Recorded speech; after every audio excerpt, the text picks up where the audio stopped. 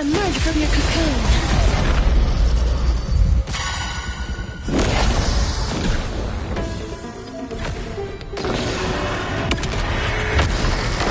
Receive divinity.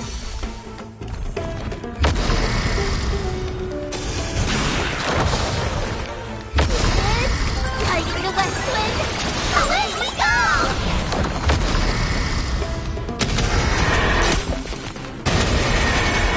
May death protect us!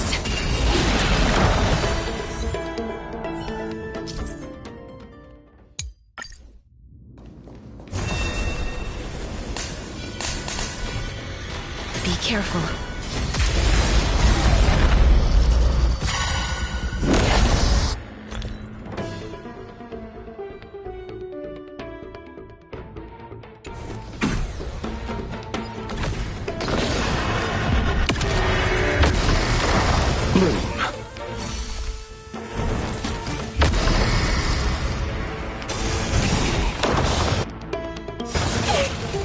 It's coming.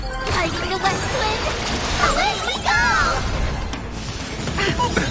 Nothing major. Eternals, the dead return!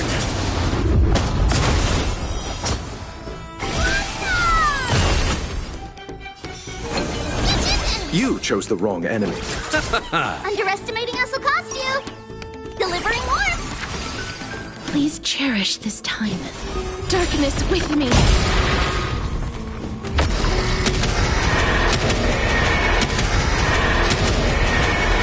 May death protect us! Me. Life is not so fragile. Root here. Me. I'll see you off.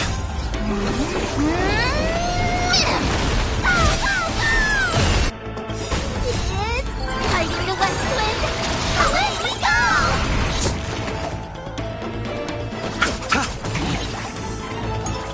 Me. Please cherish this as you wish. Let's settle this. Embrace a new life.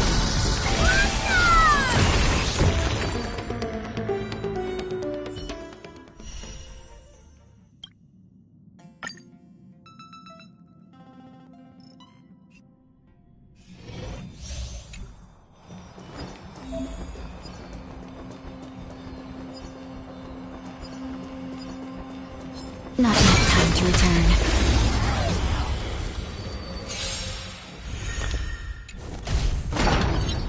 There'll be a way. Share good fortunes. Join the battle. Attack! Eternal. Like until everything burns to ashes! Every petal and all will be swept away by the wind. Dreams of a past. Let us dance once more.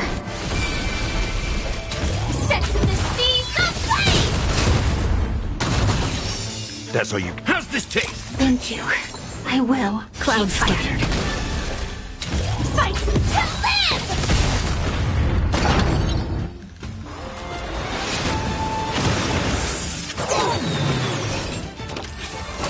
Attack detected! There's... Dream vanished. Firefly type full set in the seas of flame! I like that confidence. In the mood for another big...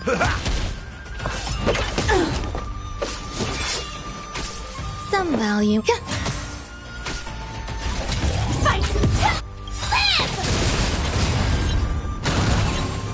Nice, like my friends. Indulge yourselves! Have we met? Unite our goals. Detonate! Existence is unity. Clouds scattered. Step up, let's see ya! Time to mix things up! So this is the warmth of life. Attack!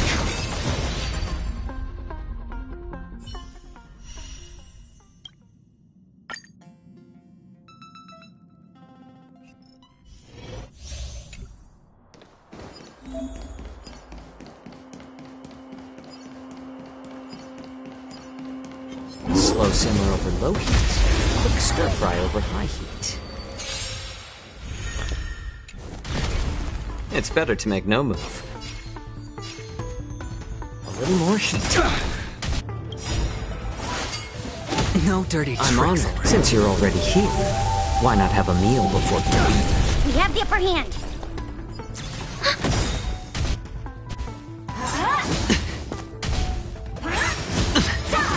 No dirty tricks, all right? Spend freely. I weep for the departed. It too shall fall.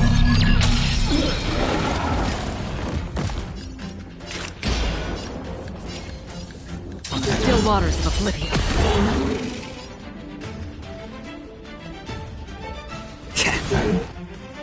Commencing support. The dice have bust. Or maybe I'll take it all. Watch your head.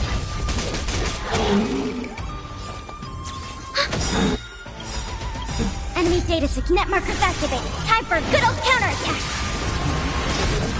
I weep for the departed. It too shall fall.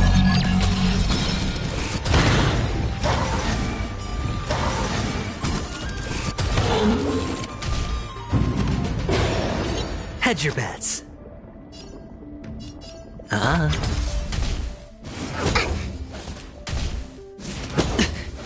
Free will, or was it destined for oblivion?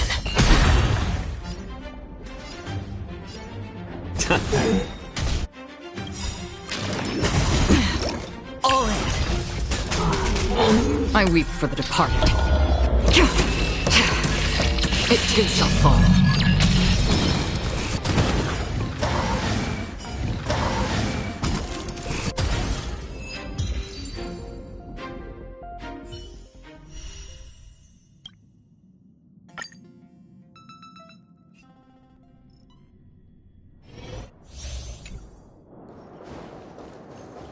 Stream forth the gleam of old blades.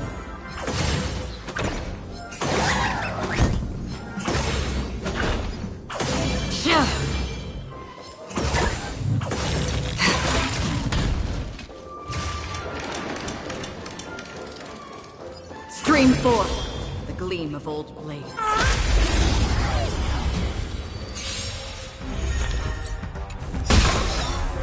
Trickier to I'm on craft. it, but since you're already here, why not have a meal before you leave? Time for a buzz. This is double speed.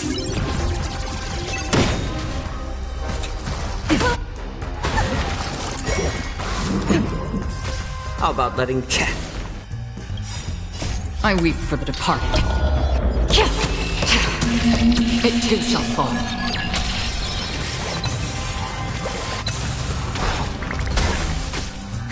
More enemies.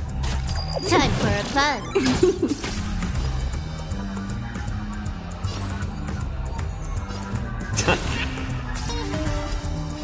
Time to mix things up. Thank you for your generosity.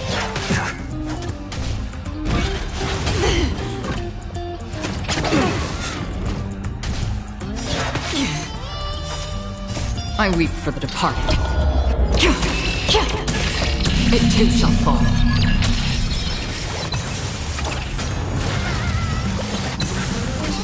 Another journey becomes still waters of oblivion.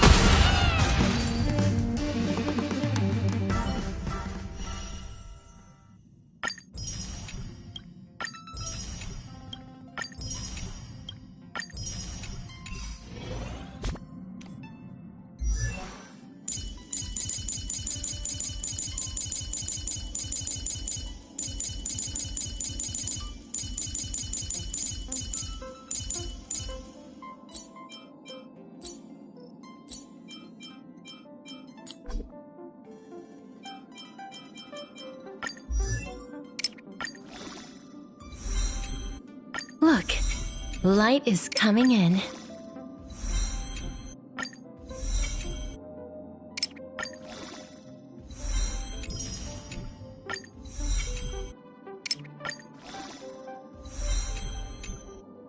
Look, light is coming in.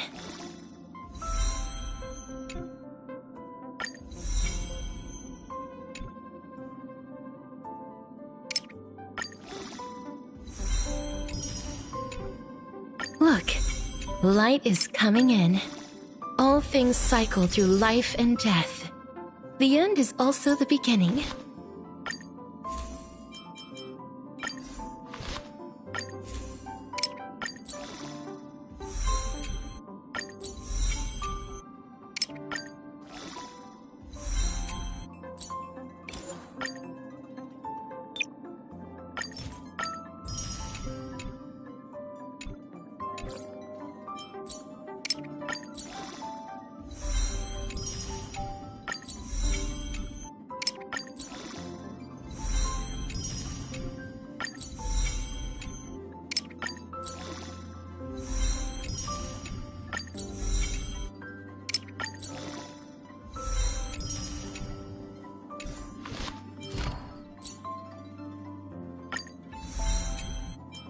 The traces we leave in this world will last much longer than death.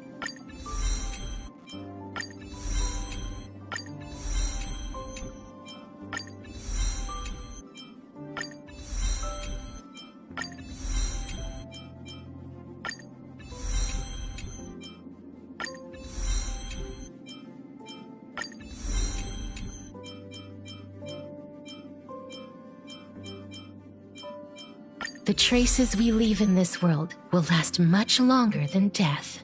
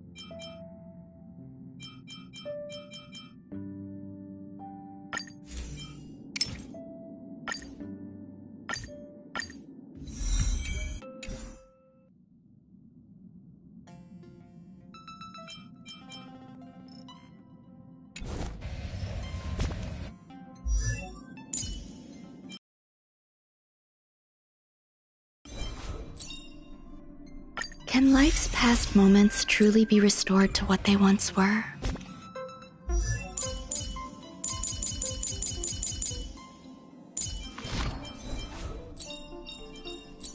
Everyone has a colorful past, wouldn't you say?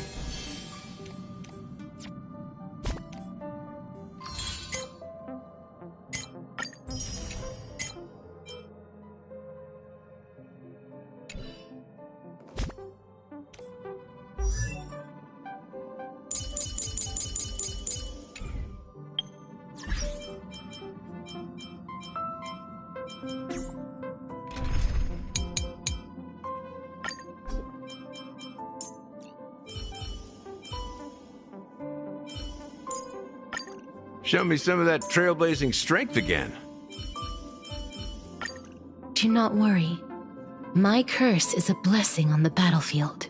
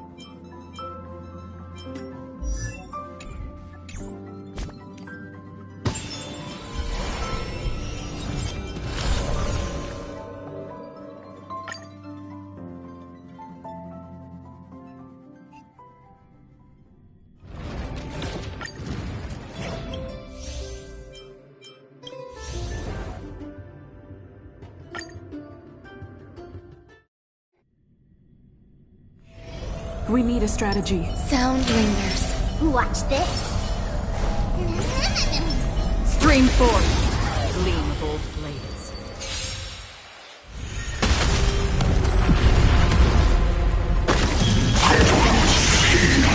Existence is unity. Enjoy yourself.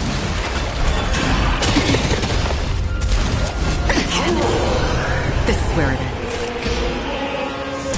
Still waters of oblivion. Free will, or was it destiny for oblivion? I weep for the departed. It too shall fall.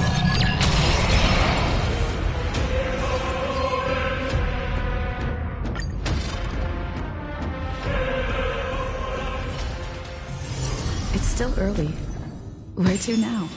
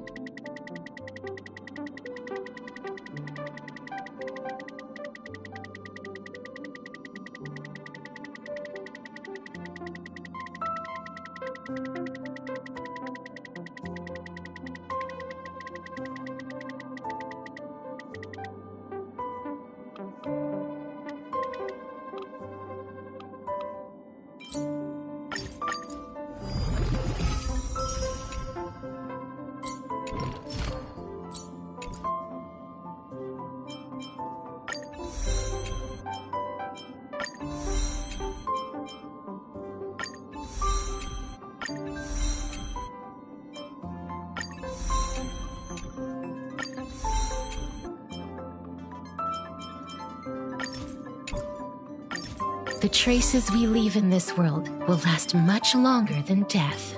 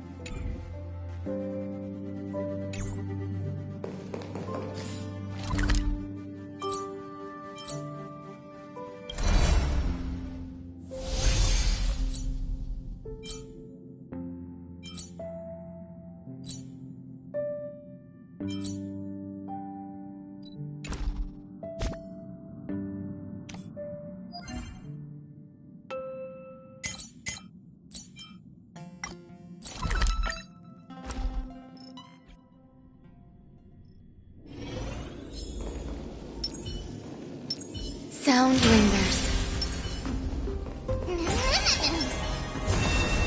Emerge from your cocoon.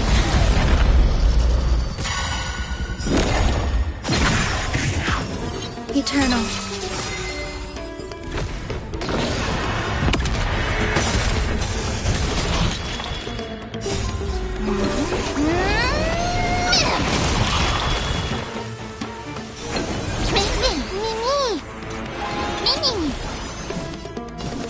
Return to dust. May wandering souls find their own way out.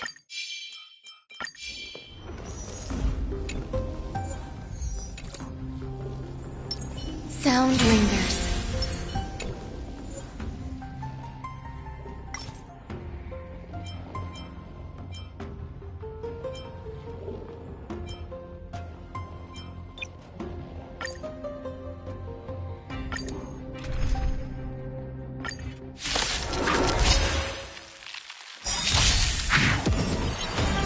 Existence is unity. Every petal, all will be swept away by the wind.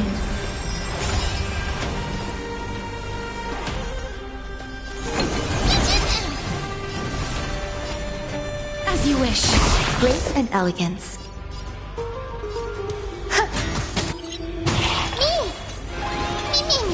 Please cherish this time. Root here. That's all you got? Nice, like my friends. Indulge yourselves!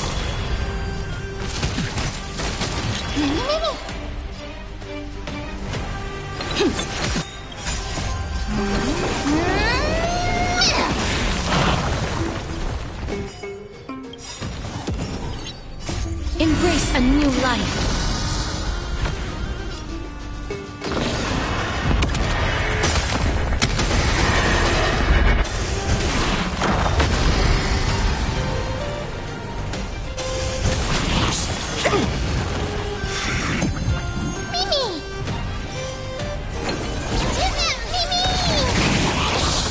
Life is not so fragile. Return to dust.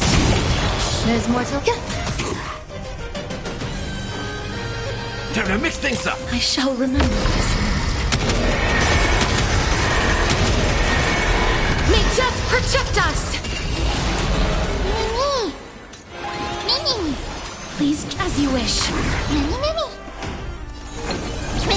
Some value, I suppose. Eternal. Step up. How's this taste?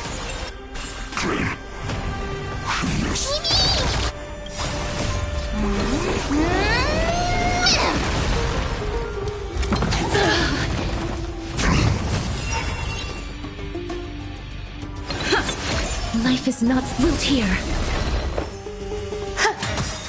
In the mood for another beating? Nice, like my friends. Indulge yourselves!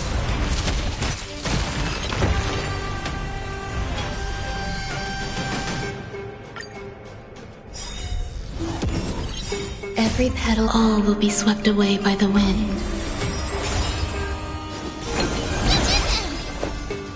Existence is unity. Time to mix things up. I shall remember this warmth. As you wish.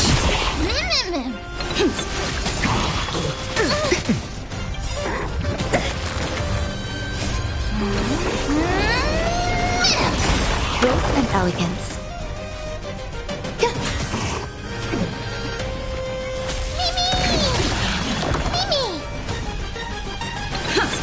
In the mood for another beating? How's this taste? So this is the warmth of life. Root here. Nice, like my friends. Indulge yourselves! Embrace a new life.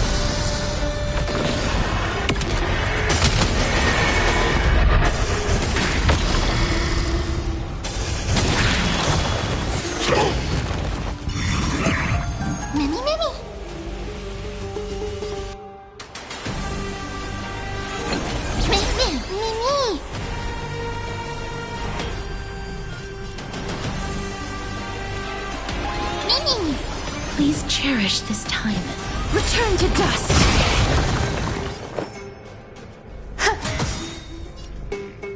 Time to mix things up.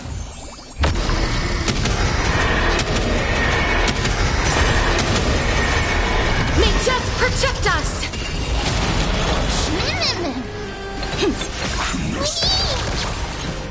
As you wish. There's more to life. Every petal, all will be swept away by the wind. How's this taste?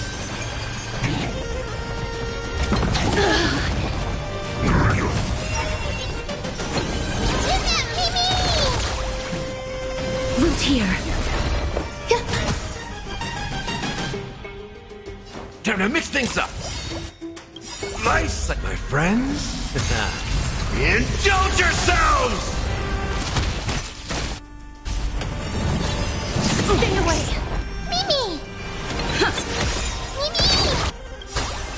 Embrace a new life.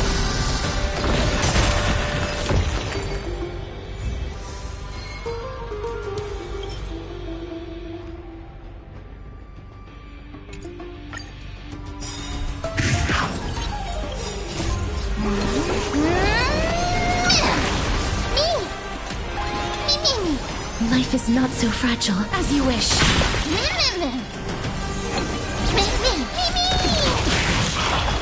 Some value, I suppose. Existence is unity. Every petal, all will be swept away by the wind.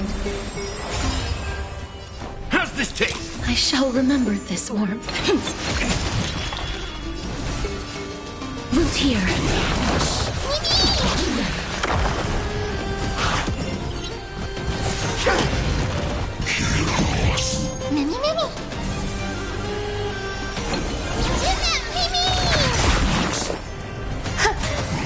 Step up, let's see ya. Time to mix things up. So this is the warmth of Nice, life. like my friends. Indulge yourselves! Embrace a new life.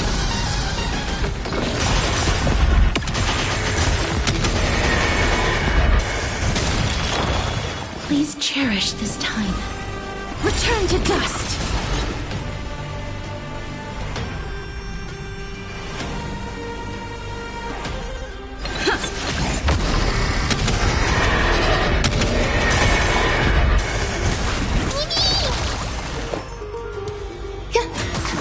In the mood for another beating? How's this taste? Darkness with me!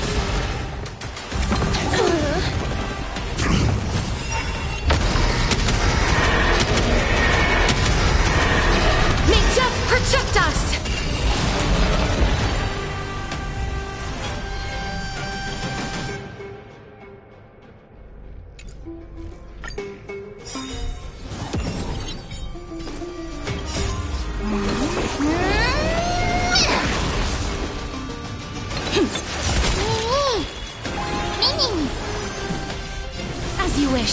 Grace and elegance.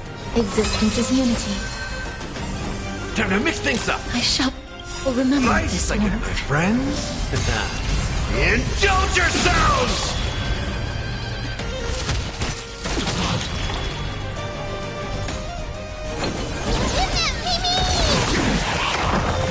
You two will head to the route here.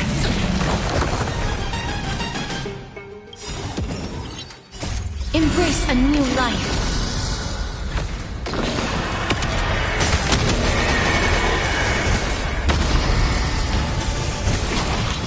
Stay away.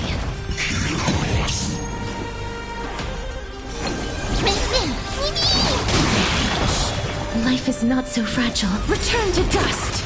There's more to life. How's this taste?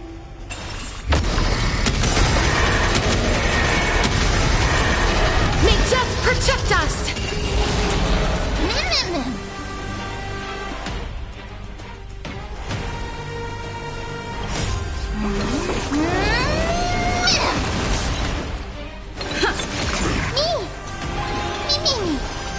As you wish. Some value, I suppose. Time to mix things up. Nice second, my friends. Indulge yourselves!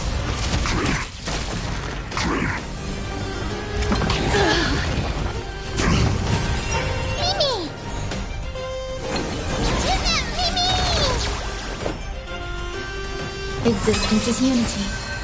Please cherish root here.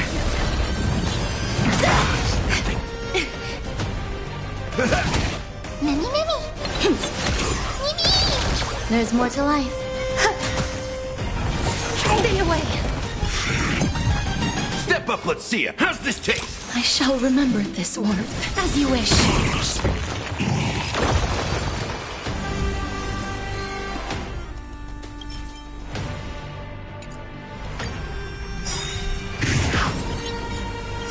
Every petal, all will be swept away by the wind.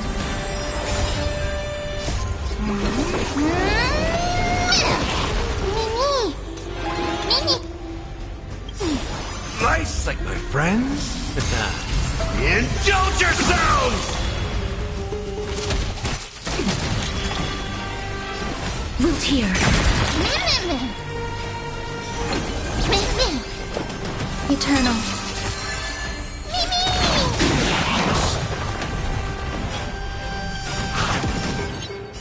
Embrace a new life.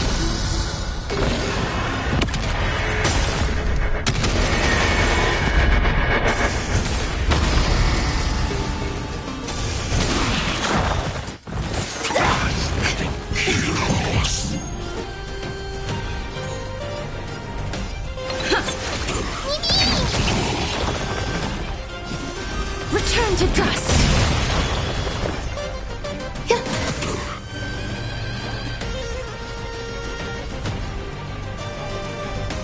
Time to mix things up. I shall remember this. May death protect us!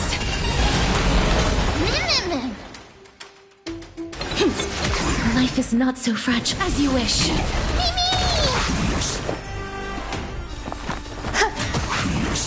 How's this taste?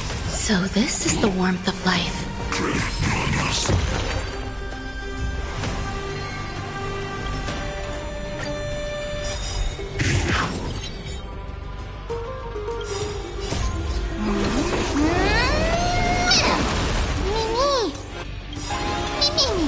Nice like my friends. Indulge yourselves! Root here.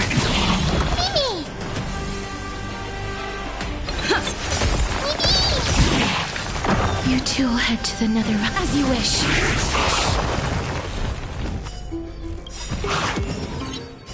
Embrace a new life.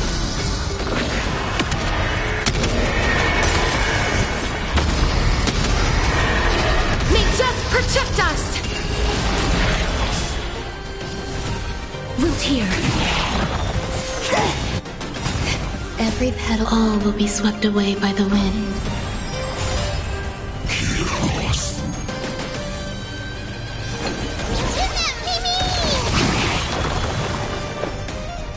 eternal. Time to mix things up. Please cherish this as you wish. That hurts a bit.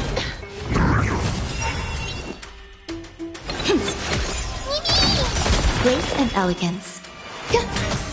Step up, let's see ya. How's this taste? Mimi, Mimi. Mimi. Some value, I suppose. Life is not spoiled here. In the mood for another beating? Time to mix things up. So this is Life's the warmth like of my life. friends. Indulge yourselves!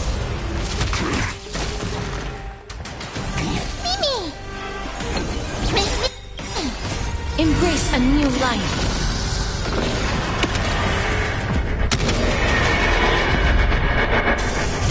Mimi. Mimi. Return to dust. It's nothing.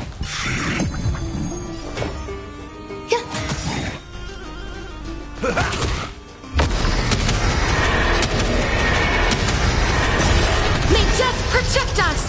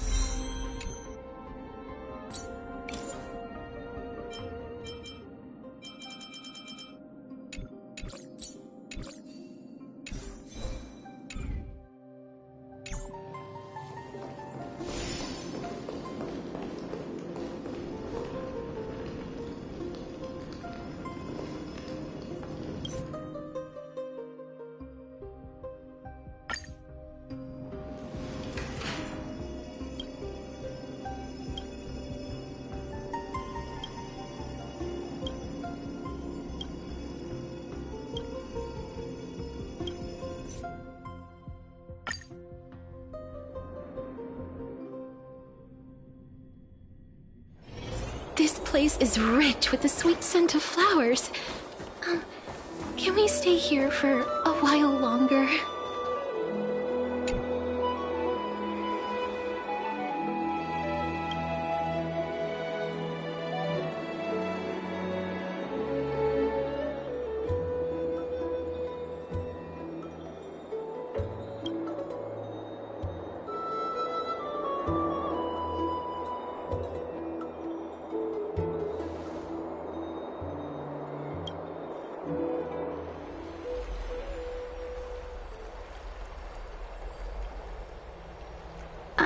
It's you, Cass.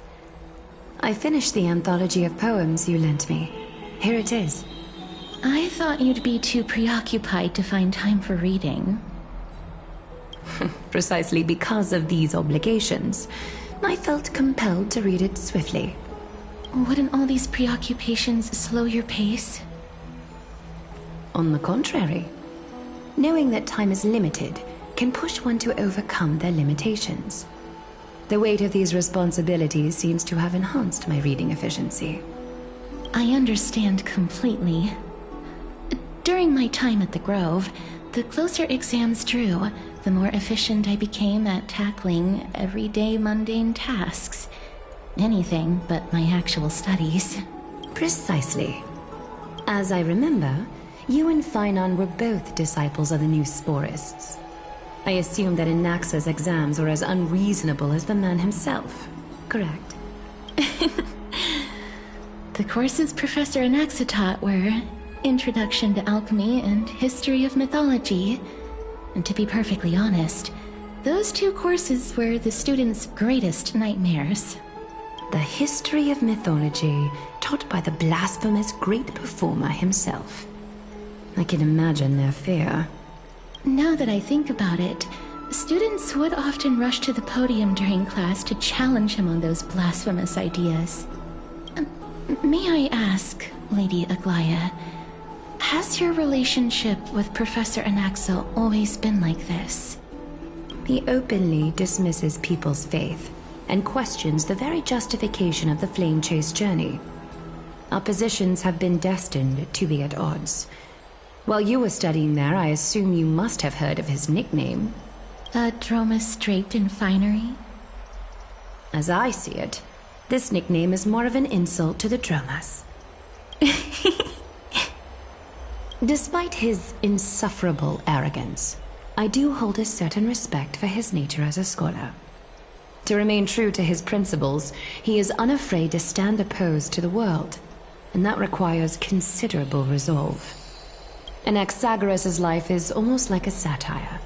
As a Chrysos heir, he refuses to heed the prophecy, while he disrespects the gods. The gods have chosen him. He was indeed chosen by Circes. Is something weighing on you, Cass? The golden thread is quivering. I sense there's more to this exchange than idle chatter. With all due respect, I'd like to know what you plan to do with him. In light of his assistance in the battle against the Flame Reaver, I am willing to grant him some time to find a way to remove the core flame. However, if Anaxa decides to make any move that places us in danger, I will not hesitate to take extreme measures. Just as I feared. The Flame Chase journey is the destined path for the Chrysos heirs. Yet he now seems more like an empty shell. Given his strong sense of self-respect, I trust that Anaxagoras will make the right decision. Still, I can't help but hope for another possibility. Perhaps Anaxa will also overcome his limitations, now that he knows time is limited. I understand your stance. Let's continue this discussion another time. But now, let's greet our guest. You're here. Does this mean you're ready to take on Orynyx's trial?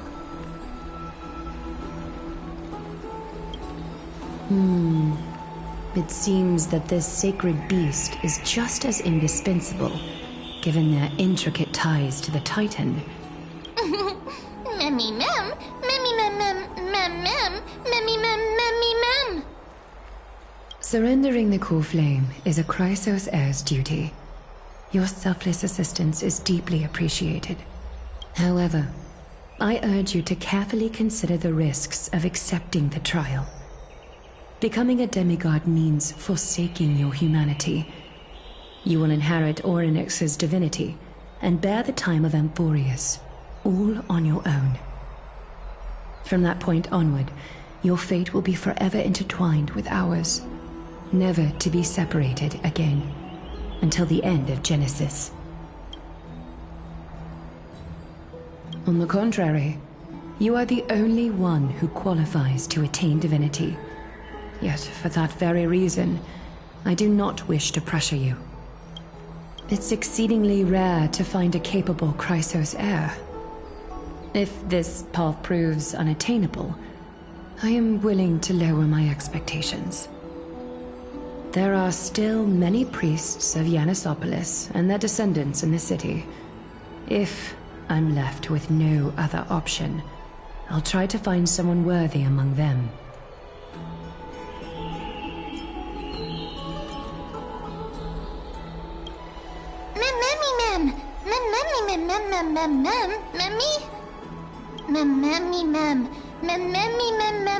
Hero.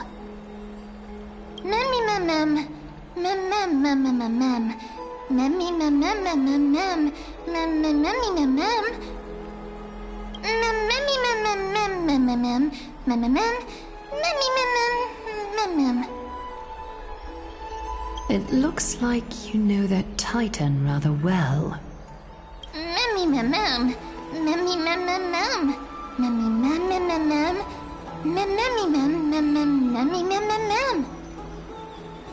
Memories that exist outside of your own experiences. I can't explain why, but I can vouch for Mem's words. When I was in the Abyss, I heard the Titan's groans, full of pain and grievances, yet without any ill will. Since you've made your decision, go back to the bath chamber and get some rest. Trinem will call for you when the ceremony is ready. It is difficult for me, as the guide, to absolve myself from blame for things to have progressed to this point. Time and again, you have risen to the occasion for Akima. Nearly rewarding you with some honeydew is no longer able to express the extent of our gratitude. When the dust settles, I hope that we'll have the chance to have a long chat regarding your return journey and the curse of the sky. It's about time that we lift the taboo and discuss things openly.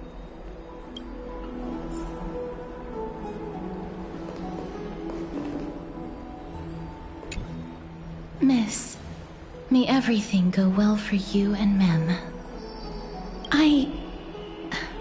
It's nothing. I only came to discuss some matters with Lady Aglaya. Previously, I lent her an anthology of poems that Lady Trianne had gifted to me. Tracing back, this anthology was something left for Lady Trianne by a bard before their passing. Although personal properties should be cleared out once their owner has passed on, Lady Trianne gave this book to me since she knew how much I liked to read. No, it's just an ordinary book. It's definitely not some kind of unique copy. It just contains an allegory. In a faraway land, in a city known as Styxia, a dragon corrupted by the black tide descended one day, swooping. It swallowed the princess of the city whole before it was suppressed. After taking down the evil dragon, the warriors discovered that the princess's life had already met its end. Overwhelmed by grief, the queen hired an alchemist to resurrect the princess using the dragon's flesh and blood. However, having lost memories of her previous life, the resurrected princess...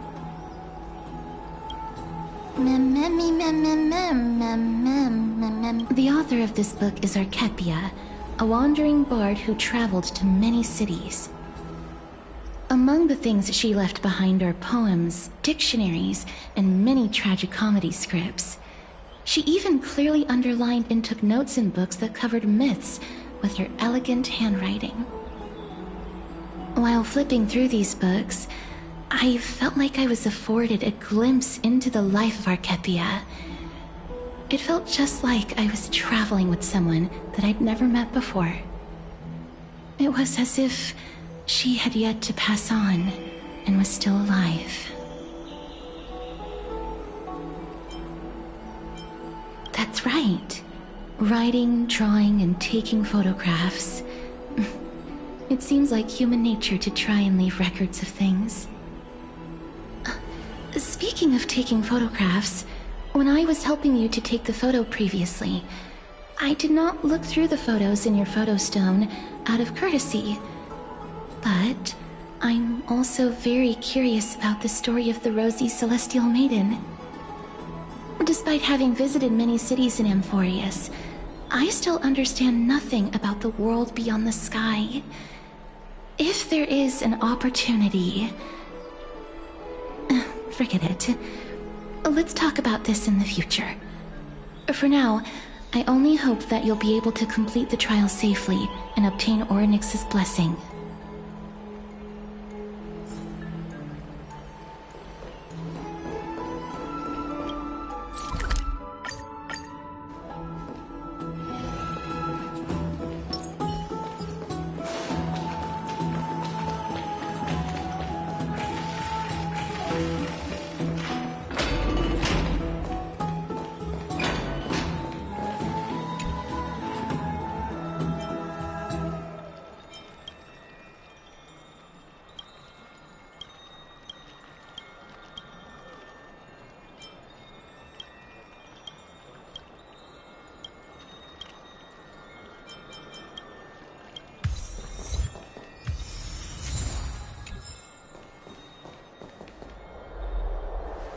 That's right.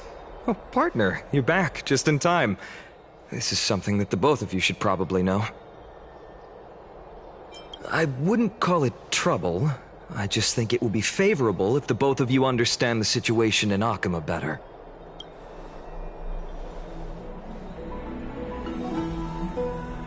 Some background information for you. The Council of Elders is an authoritative body in Amphorius, made up of different city representatives. They hold legislative power over the Holy City, and are in charge of presiding over the Citizens' Assembly held once every few years. This is the most important social event of Akima. It is highly influential, and can even affect what happens to the Flame Chase journey. Despite her vision and wisdom that spans across thousands of years, even she cannot win over the hearts of everyone.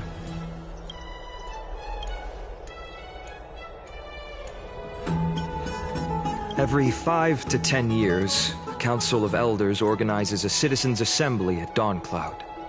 During the assembly, the representatives will vote on major issues such as whether the Chrysos heirs led by Aglaia should still hold the right to govern the Holy City, and whether the Titan's conquest should continue.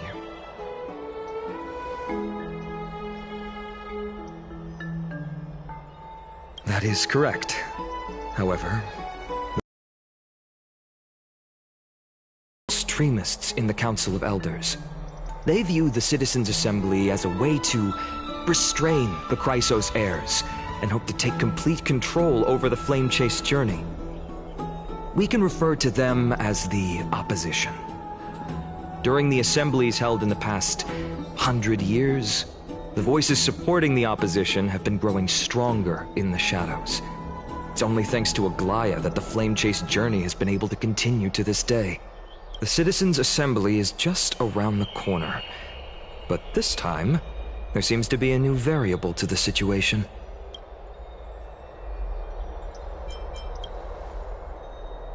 I'm afraid that the Council of Elders might want to take advantage of Professor Anaxa. Aglaia will surely take back Circe's core flame, but with Anaxa's current condition, it's so unique that nobody knows how taking the core flame away from him will affect him. He has always been someone that is only concerned about his own research. I'm certain that he must want to escape from the monitoring of the Golden Thread and protect himself. If the opposition were to offer an olive branch at this time...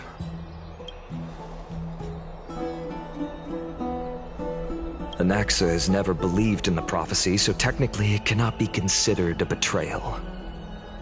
However, he has taught many Chrysos heirs, and has long been considered an important ally of Akima. I truly do not wish to see comrades turning on one another.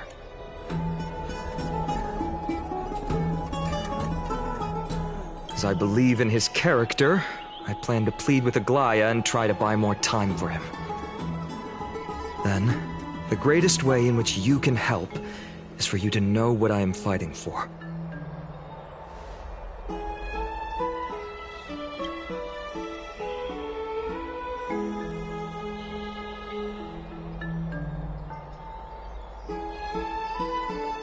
Allow me to apologize for the fact that we always seem to be troubling you. I hope that Orynyx will show more benevolence and be more accommodating. I remember that they seemed quite fond of you back in the Abyss. Go and rest and regain your strength. We'll meet at the Vortex in a few days. Oh, right. You can read this scroll if you want to find out more about the Council of Elders and the Citizens' Assembly.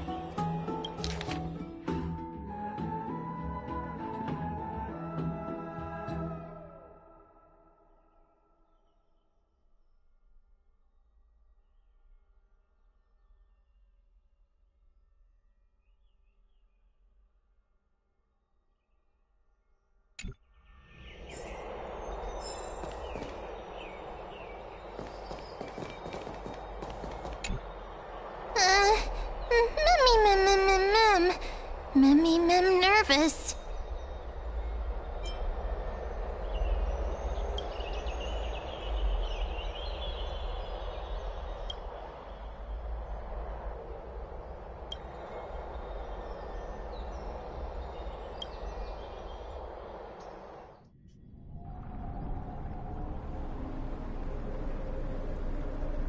Esteemed one, Orynyx's vacant totem awaits. If you have already made your preparations to become a pillar of Amphorius, please, step forward.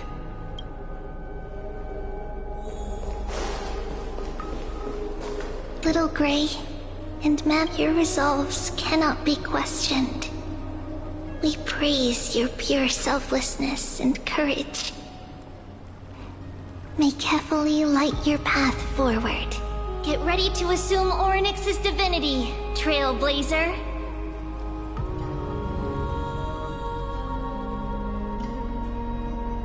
The divine position of Orynyx has already been vacant for some time.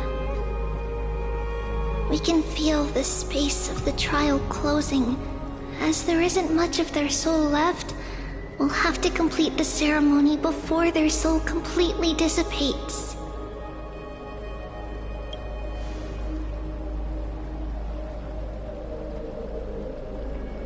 The eighth core flame coveted by the miracle that once belonged to the great Veil of Evernight, Orynyx. It shall now be returned by the two elected heroes of the Chrysos heirs.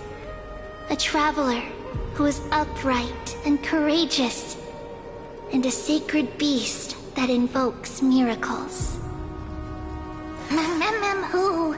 Mem.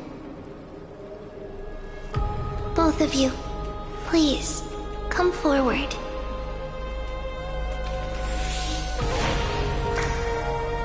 Recite along with us. O Majesty of the 12 Titans, Pillars of the World, we seek your divinity to mend the rifts of the world. Fill our bodies with blood of gold, till we wither in willing service to the prophecy.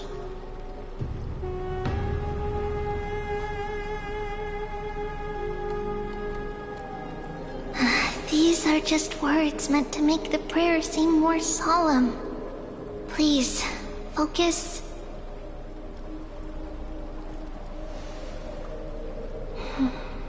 And surrender the core flame.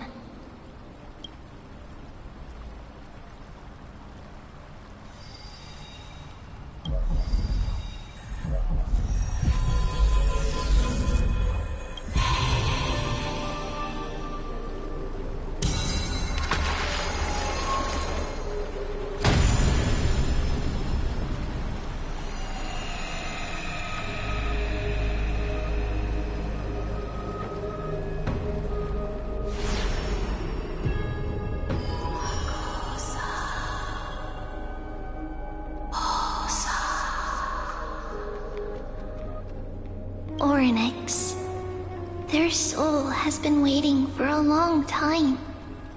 Perhaps they're also quietly waiting for the arrival of their successor.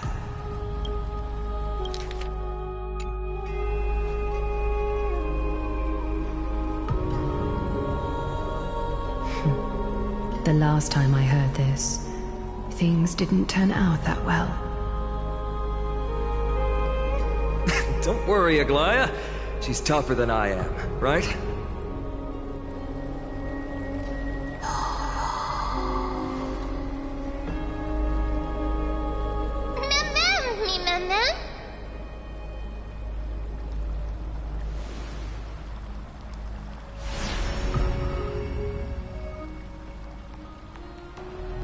Traveler from beyond the sky, let us pray that the Titan acknowledges your worthiness. Although she loves cracking jokes at inopportune times, her determination is as strong as the Chrysos heirs. She will definitely succeed.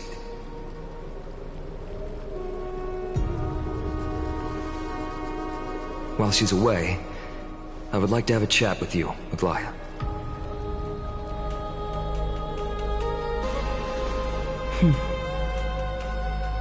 Speak. I'm listening.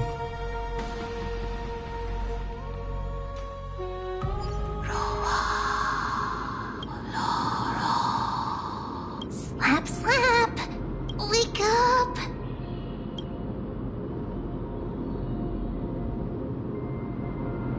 How is it?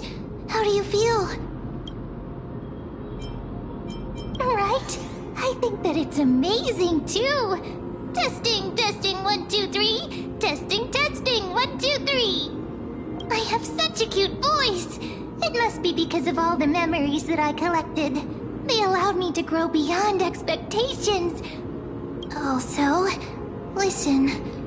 The words of the Titan are becoming clearer. Mother. It hurts. Have I finally reached the end? Are the years of isolation coming to an end?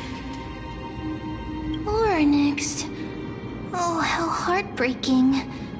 Ever since the figure draped in the black cloak robbed them of their core flame, they have been relegated to waiting in isolation in such a confined space. We are going to help alleviate their pain, right? Memories broken. Mother, where? Mother? Who are they calling out for?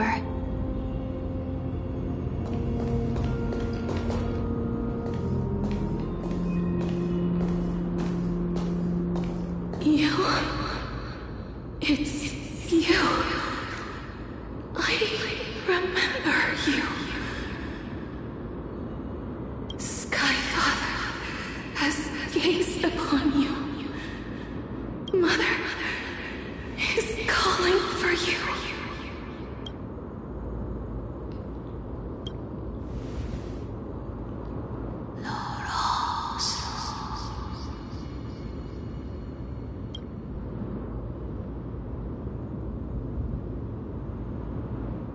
Skyfather has chosen you.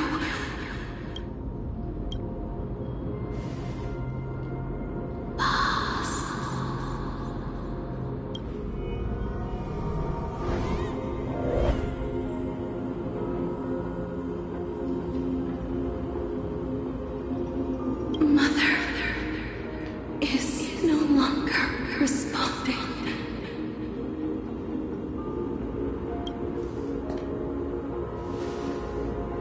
Something important. An important matter. Onyx, listen to me. Aren't you tired? Throughout the long years, you have always been protecting the fate of Amphorius. Each time people draw strength from within their memories, Every single ripple falls onto your shoulders. There's no need for you to bear this any longer, Orynyx. From today onwards, someone else will bear time on your behalf. This is why we have come. Freedom. Freedom. I want freedom. Oh, poor child. Everything will be fine. Let us help you. You can have a good rest now.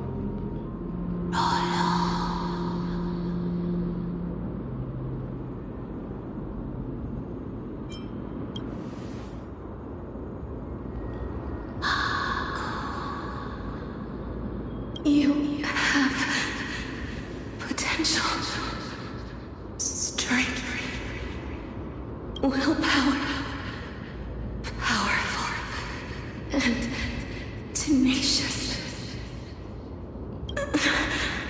But you lack something. Just one thing.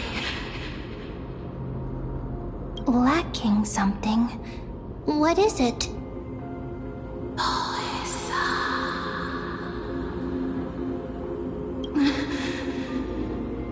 What you lack is a future.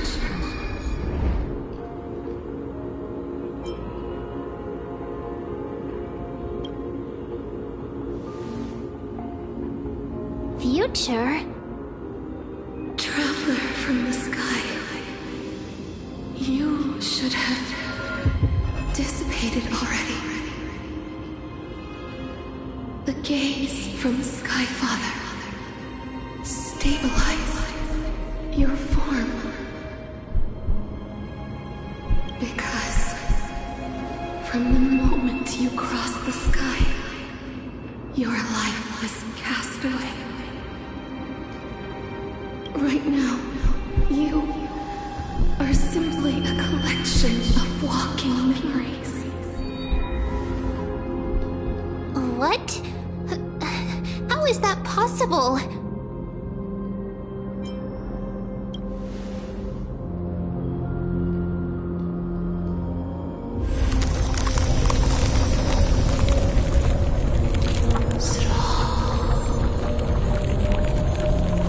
The space is collapsing.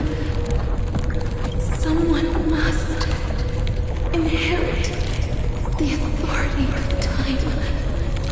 If the pillar is lost, the laws of time will collapse. Emporius will succumb to eternal disorder.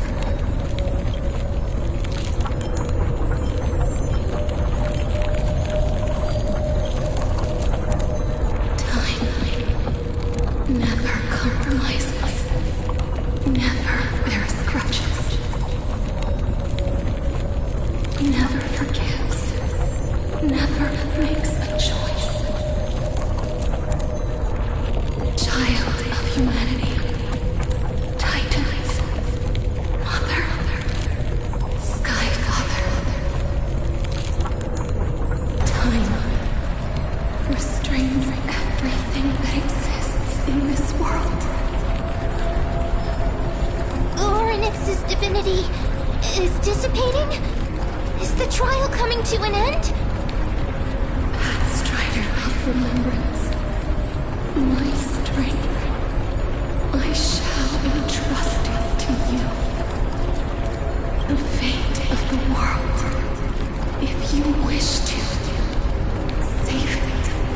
Go and find your future that has been stolen. Even if that means you'll have to cheat death. You'll have to challenge that hand of shadow clasped with unyielding fingers.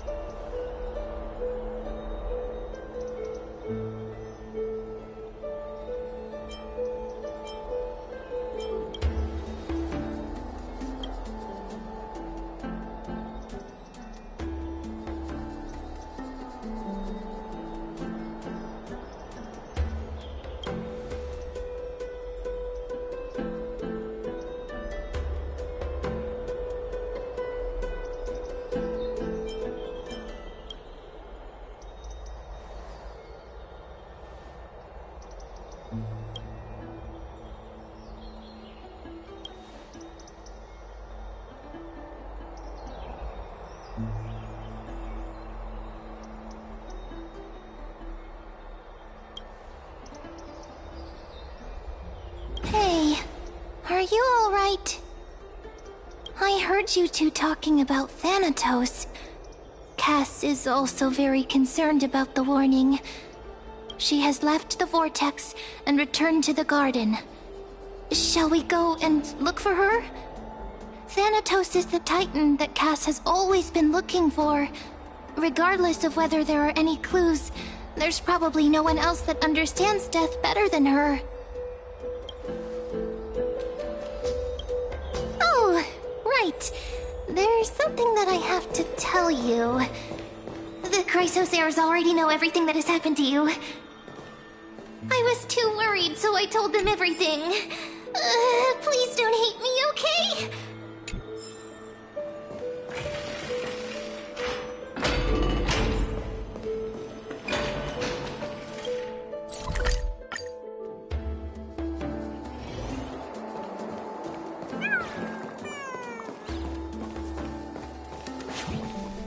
Miss, I'm right here.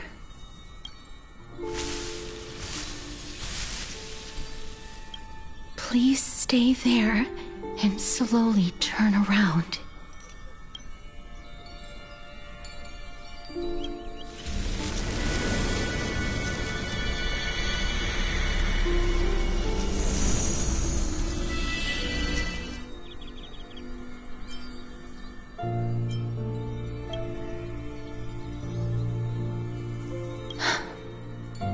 Please pardon me.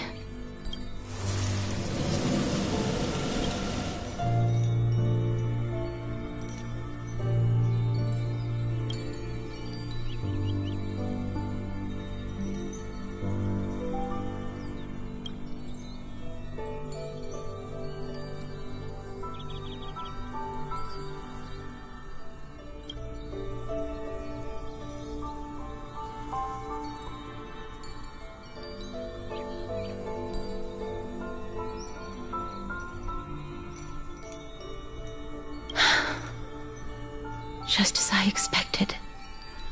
I cannot feel anything. Back at the Grove, I was puzzled as to why you were not affected by my curse. I thought that it might have been the special ability of a traveler from beyond the sky. Never did I expect that this would be the true reason. I'm sorry. I should have noticed that something was amiss earlier.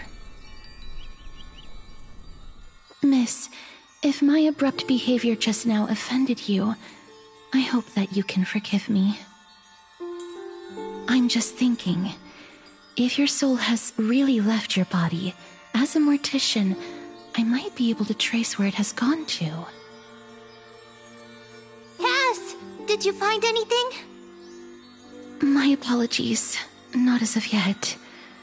Perhaps I have overestimated my capabilities. But, Miss, would you be willing to let me try again? This time, I'll increase the area of contact slightly. Perhaps the result might be different this time. I have never touched the living in this way before. If my actions are in any way disrespectful, I hope that you can forgive me.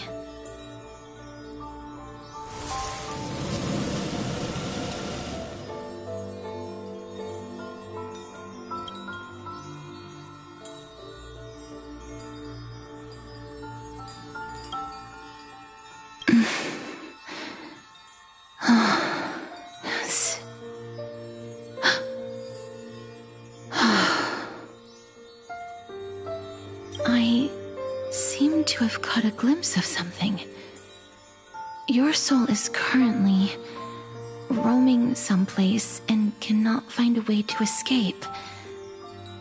But perhaps it might not be a bad thing. If your soul is still wandering around, it means that we still have time. We have a chance to find it before the fingers of Thanatos sweep everything away. Clues. Just a few more. I need more guidance. The connection has been severed. With my strength, I'm not able to trace it. It was me. I was a little too hasty. Don't worry, miss.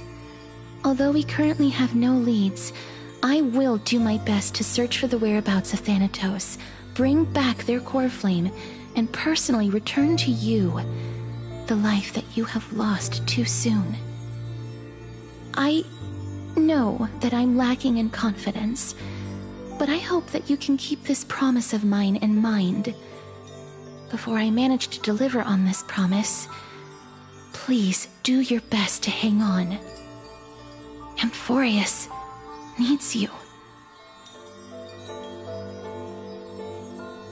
Lady Aglaia and Lord Finon are currently discussing some matters in the paths.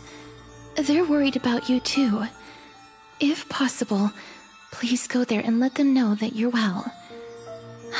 Although, I don't actually know whether your current situation can be described as well. Also, please accept this Styxian fable. Reading can help one to focus and relax. I hope that reading this can help tide you through this difficult period. These are disappearing. Lady Aglaia and Lord Finon are currently discussing.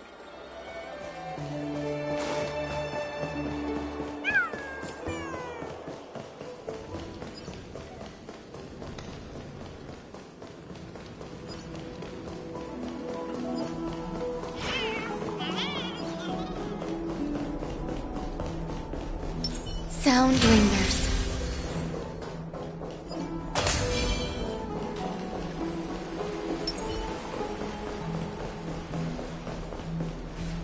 They're here.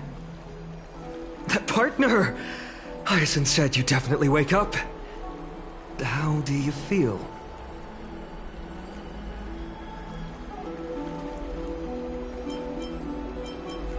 I beg you, please forgive me.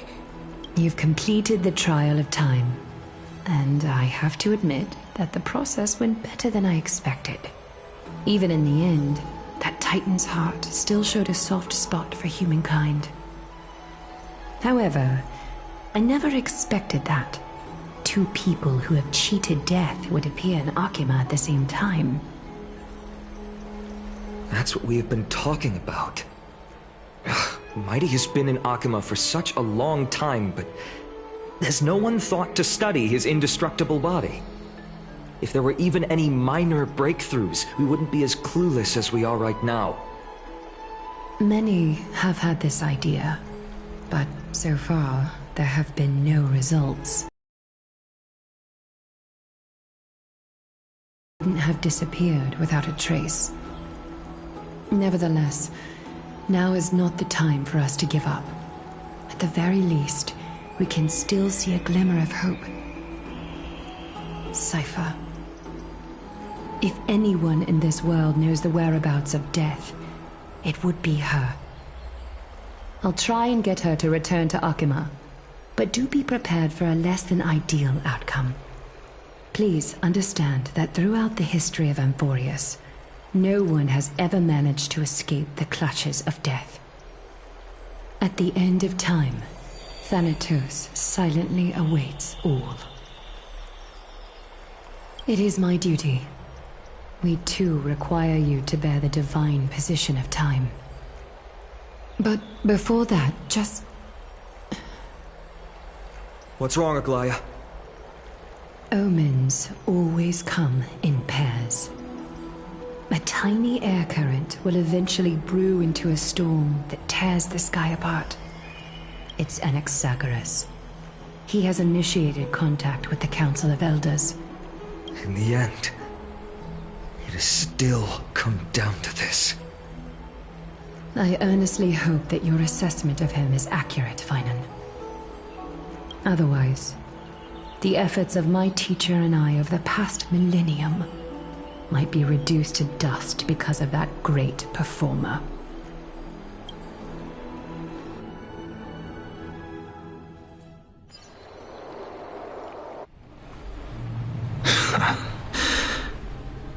I'm back here again.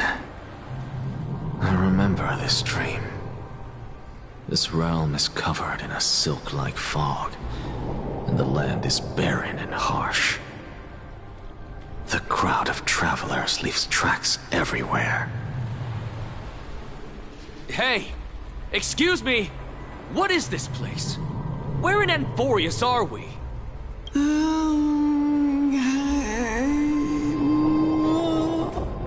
The mutters of the traveler are in a language I'm unable to comprehend. Or perhaps they're just distracted and ignored my question. Tell me, which Titan reigns over this land? And how do I find them?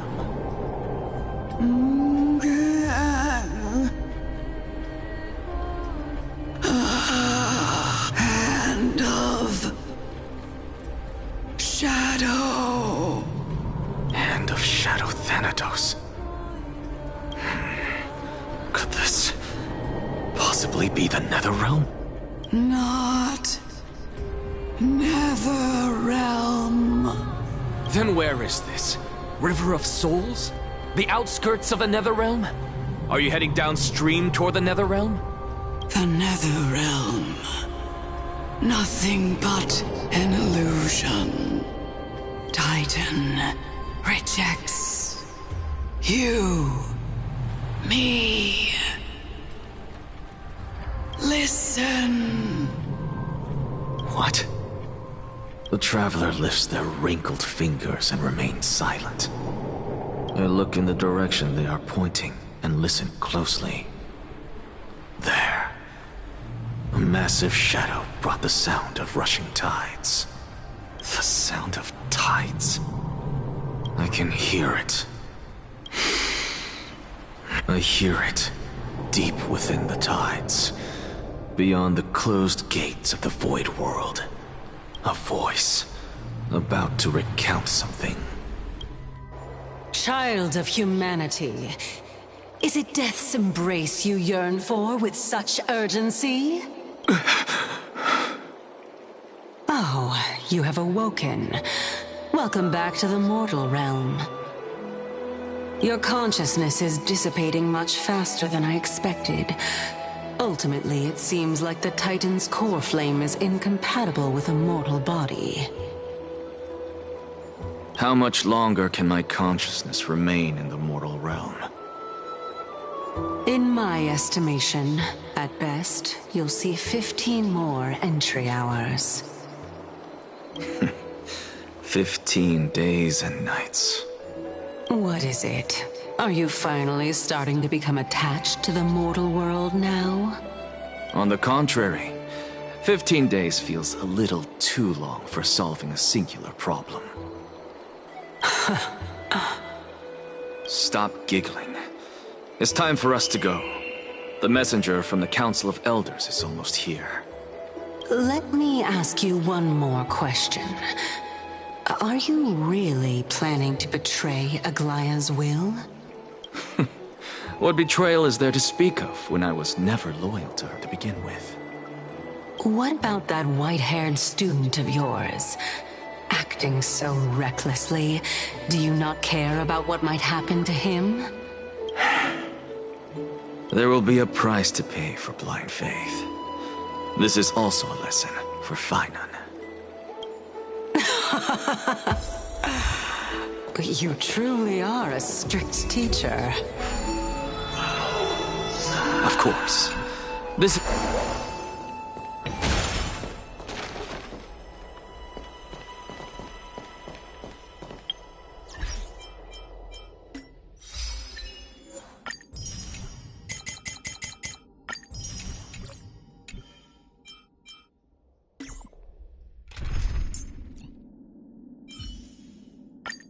It's fine. Watch this magic trick.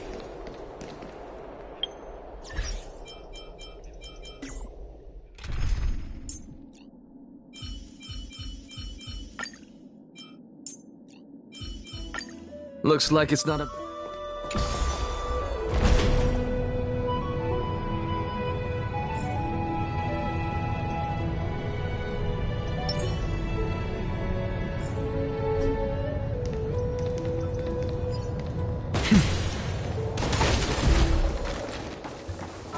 Sorry to keep you waiting, Lord Anaxagoras. It's been a while, Lord Anaxagoras. I greet you on behalf of all the citizens of Akima and express my deepest regret about what happened at the Grove of Epiphany. It's you. I never expected that you would personally come and meet me. By carefully into Lantern above, I have come as a testament to the justice of the Council of Elders. There are Antikytherans here? They have been a rare sight ever since the Chrysos War. I extend to you my utmost respect, revere, Titan.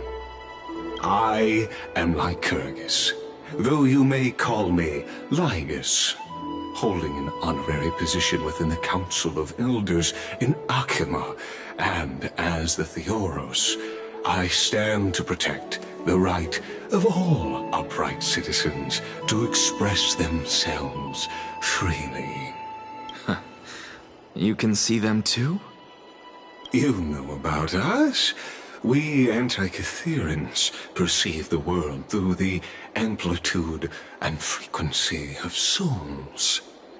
Just as I am conscious that Lady Aglaya is secretly listening in on our private meeting from afar, if necessary, Lord Anaxagoras, I can sever the golden thread to protect your fundamental rights.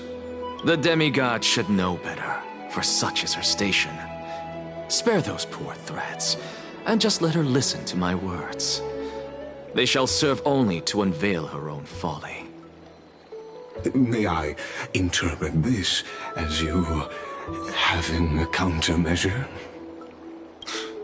I need not any plan, because she can do nothing other than petty espionage.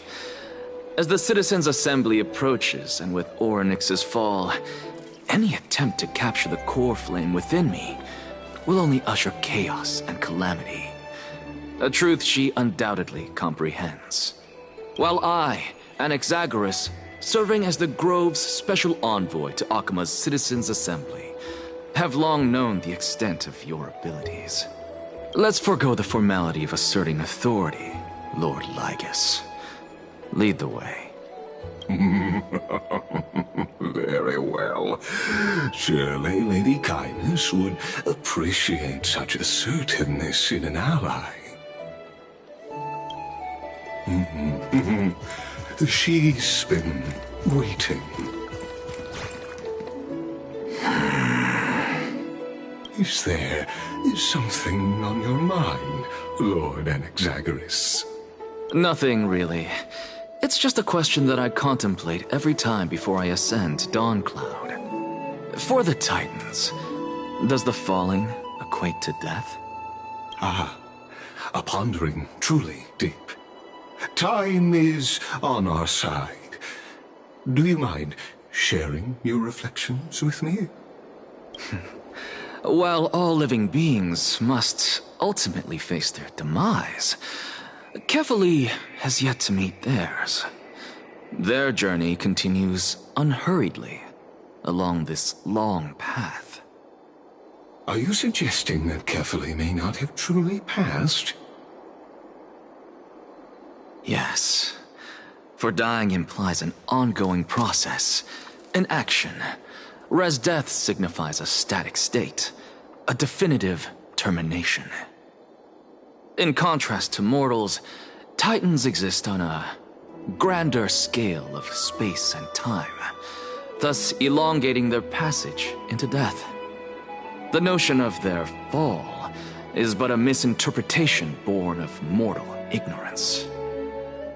Ah, an intriguing concept, albeit challenging to substantiate. After all, Kefali has maintained a profound silence ever since the era Arasa, while scholars and priests alike have conveyed the message of the gods' imminent fall. Perhaps the gods, in their arrogance, deemed it beneath them to reveal their perspectives to mortals. Could you elaborate on your statement? Circes, the kin of the Sky Father as recounted in myths, now resides within my brain. Were I to inquire, Kefali would have no cause to refuse. Oh. That very well could be true. But what if the world-bearing Titan still chooses to remain silent?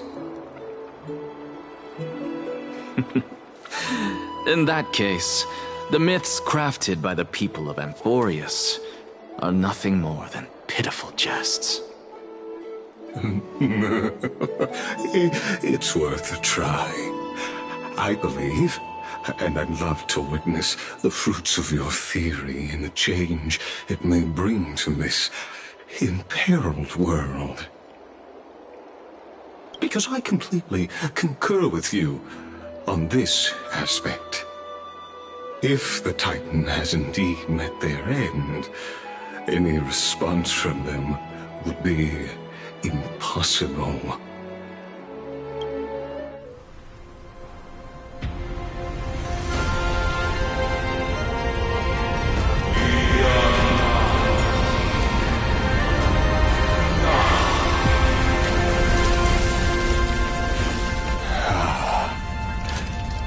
Please, Professor.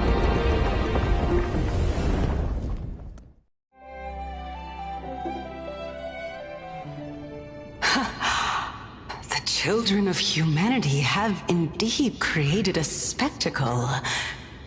Welcome to Dawn Cloud.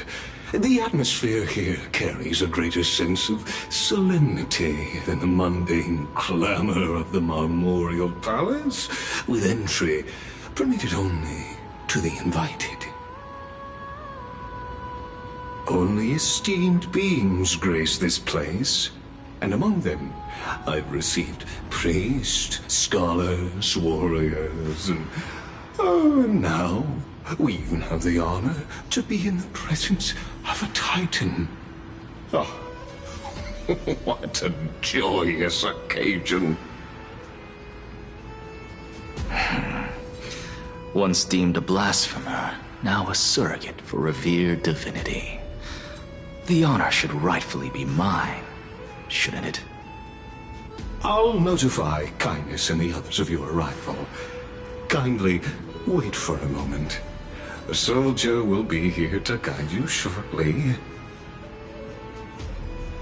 In the meanwhile, you're welcome to explore the vicinity, but kindly remain within the guard's view. Delaying the crucial meeting is something none of us wish to see, I presume. I'm well aware of Kindness's methods. There's no need to emphasize that. As you wish. Your cooperation is much appreciated.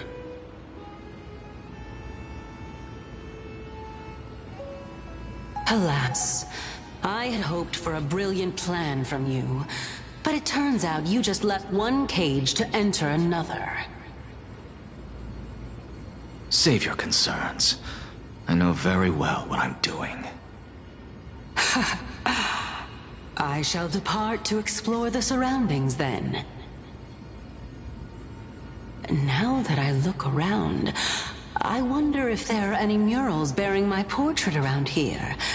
I'm quite intrigued to see how the children of humanity beyond the Grove perceive another Titan. Off you go. I won't be joining you. This Titan appears to be quite at ease. I should investigate the Council of Elders' recent activities first. Be aware. I can hear you perfectly well from here.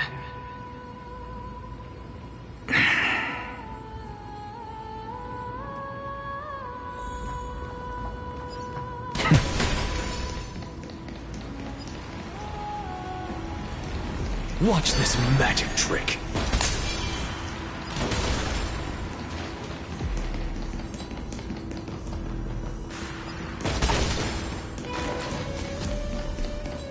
Professor Anaxa! Over here!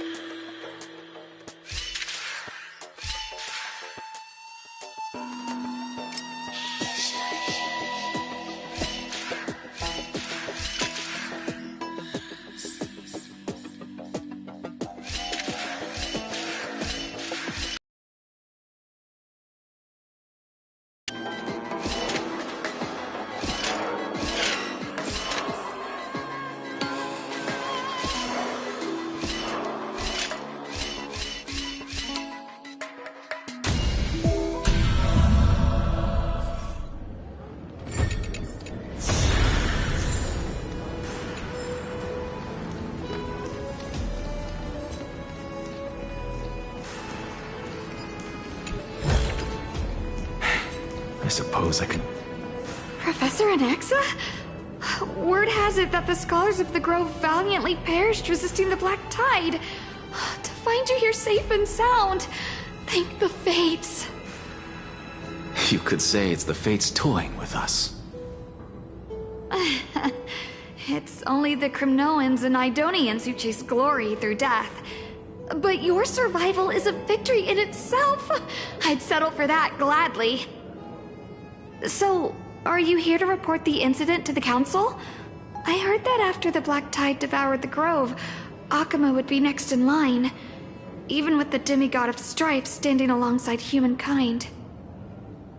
Tell me, how much does the Council of Elders know about the Black Tide? Once Kindness and her followers learned of Circe's and Orynyx's fall, they proclaimed in the council that the Flame Chasers could no longer stand against the calamity alone. Yet, when the Crown Prince ascended to godhood and repelled the Black Tide, she immediately altered her tune, declaring that all was resolved beyond Akuma, with the only remaining menace now being Aglaya and her adherents. They might well make their move at the upcoming Citizens' Assembly. No surprises there, those shifty opportunists. Thank you for your honesty, virtuous student. Being an opportunist could very well be a facet of wisdom. Shouldn't you be searching for murals of yourself? I've had enough of your prattling. I was really curious to see how you would find the middle ground between both factions, so I came to listen in. But it seems as though this Kindness is much more ruthless than Aglaya. If so, why do you want to work with her? Could it be that perhaps you've decided to readily surrender this hollow shell of yours? Just because you feel like death is fast approaching? I'm afraid you'll be sorely disappointed if that's what you truly think.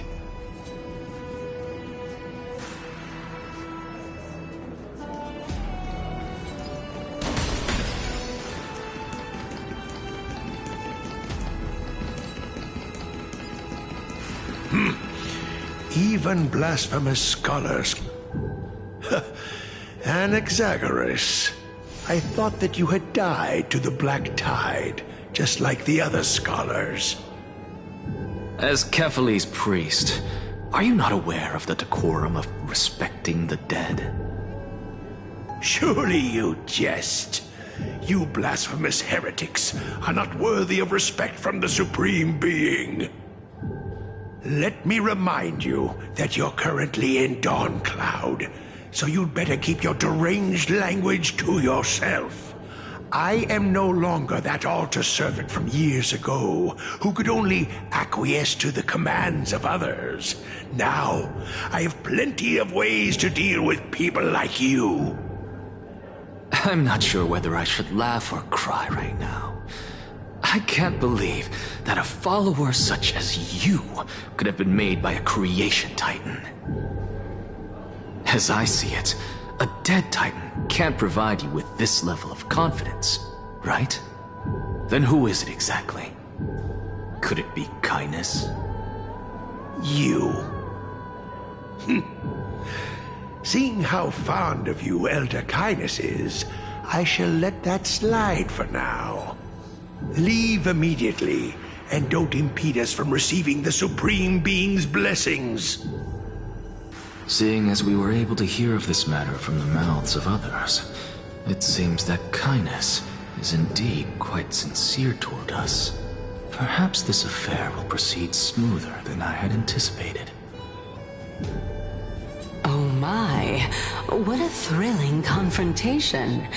As expected of one of Kephales's followers. Are you praising or insulting him? Praising him, of course. As a believer of the God of Deliverance, it is only natural that he detests evil. Didn't you hear me? I asked you to leave. Go as far away from here as possible. Don't mutter to yourself like some sort of madman and disturb my meditation. I've had enough of this. Could the 15th entry hour arrive any faster?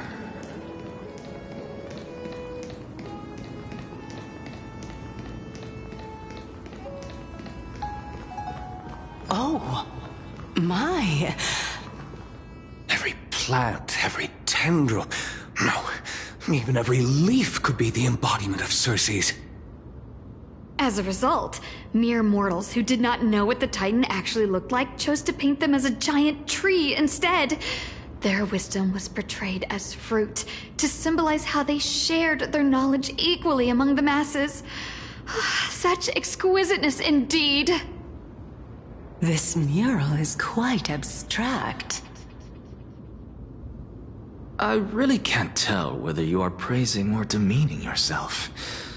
Now I'm quite curious whether the Reason Titan has studied figures of speech before. Of course I find such stylistic devices interesting. For all we know, this could be the answer to the question, what exactly are we? I, for one, am not willing to admit that I could look this ugly. Was this the reason why you failed in your attempt to refine my soul when you were ambushed at the Grove? Since you are aware of this, why did you save me back then? From my perspective, this point alone was enough to separate you from the average person. How do two lunatics coexist in the same brain? Therefore, it seems that your journey to Dawncloud this time is not just to seek protection. What, then, is the intention behind your actions? The entire plan is stored in my memory, so why don't you look there? Then don't mind if I do. 1 year old, 2 years old.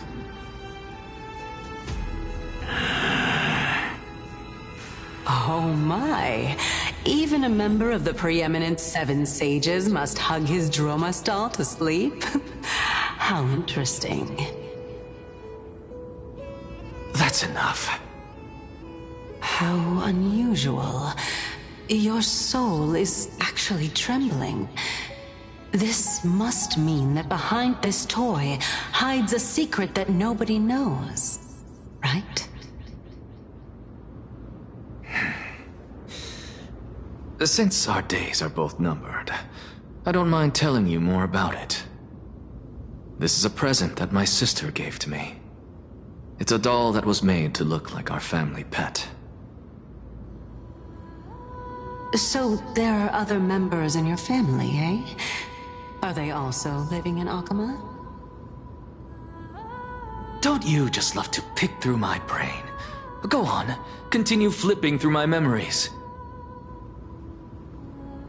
It won't take long. You'll discover the answer when you reach the memories of when I was 5. Oh, the black tide is everywhere. I can't bear to look. When I was young, I couldn't accept this outcome either. Georios, Aquila, Kefali, and you, of course. Although I prayed to every titan that I could think of for help, my efforts were ultimately futile. This...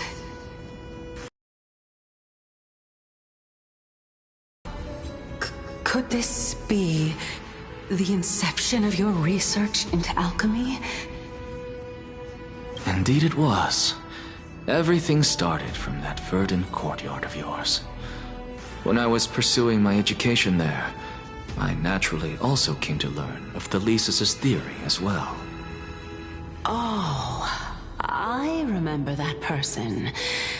He was the one to come up with the concept of souls, right? Not only that, he also believed that life, as well as the composition, movement, and transformation of matter, all stem from souls themselves. This is why I thought that, since all living things stemmed from the same origin, why could I not sacrifice myself in order to resurrect my nearest and dearest? Anaxa, you... I did it, teacher! But this is absolute blasphemy. Regardless of how much freedom the Grove provides, such an act could cause you to be burned at the pyre. Your beloved, where is she now? Send her away from the Grove at once, to a place where nobody will ever be able to find her. Otherwise, the both of us will be judged by the Council of the Seven Sages. Calm down, teacher. My sister, she's still not in the mortal realm, even to this day. What do you mean? It was naive of me to think that I could snatch the deceased from Thanatos' grip. An equivalent exchange. All I received for that price was but an opportunity to see her for one final time. Nothing more. Oh, let it go, Anaxa. As one of my best students, I cannot watch you go down the wrong path without doing anything to stop it. Never do something taboo ever again. Don't disappoint the deceased, and never harm yourself. If you can do that, this classroom will still be yours, and you'll have a chance to live out your own life. Since I was able to see her one last time, I have no other desires. You're right, teacher. It's time for me to start a new life. I am sincerely glad for you, child. Now then, what topic would you like to study? I wish to continue Thalesis' research. Continue the research into souls, but you know that the Grove has long since understood his philosophy like the back of their hands. Even if you continue digging into this subject, your efforts will likely be futile. No, teacher. After my fleeting glimpse of the deathly fog, I finally understood a single truth. Since ancient days, our understanding of souls is but the tip of the iceberg. I may have lost an eye, but my view of the world has become clearer than ever. I have grasped the truth with my bare hands. Watch as I turn this farcical world upside down.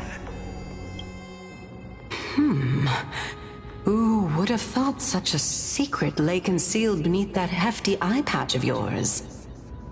However, this story doesn't seem to be connected to your plan. In fact, I'd say that they aren't related at all. The answer lies within the tale. If even you cannot understand it, perhaps you should relinquish the divinity of reason to me. After all, it'd be a waste for you to hold on to it. My story ends here. Now it's time for you to tell me your secret. After all, this is what equivalent exchange means, correct? As expected, you laid a trap for me to step into. Unfortunately, even if I was willing to talk about my past, I may not know more about it than you do. Oh? Are you saying that the renowned Reason Titan is now admitting a lack of wisdom? Your followers are going to be sorely disappointed by this. Child of humanity, remember this. Being cognizant of one's ignorance is the greatest wisdom of all. Now I understand. No wonder you asked me to answer your random, nonsensical questions. Not only that, you're the only one who can shed light on my query. As the saying goes, onlookers see most clearly. Is that so? Lord Anaxa. I saw you muttering to yourself and was wondering whether you were caught in a delirium of reflective thought. I'm sorry to interrupt you, but time is of the essence. I have a message from Lord Lygus. Lady Kindness has met up with the Council of Elders and is awaiting your arrival, so please depart forthwith.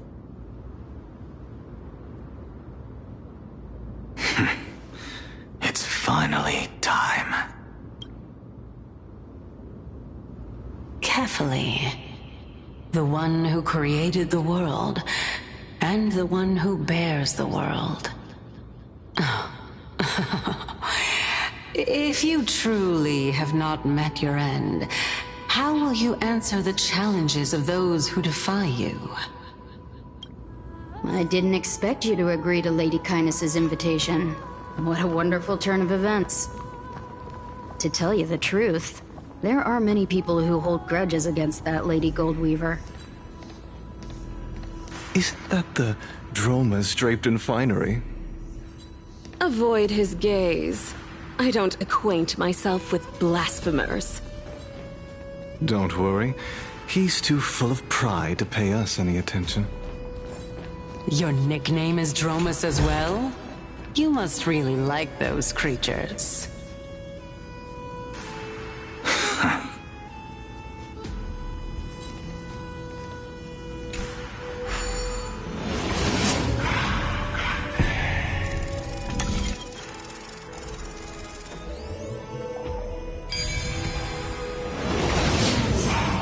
A student of Empedocles? I hear that his views run counter to the Venerationists. This is what being a scholar is about. A collision of ideas only occurs when there are differences in beliefs, and it is such collisions that lead to progress. Yet, in my view... Lord Lygus and Lady Kindness are just ahead. I'll take my leave for now.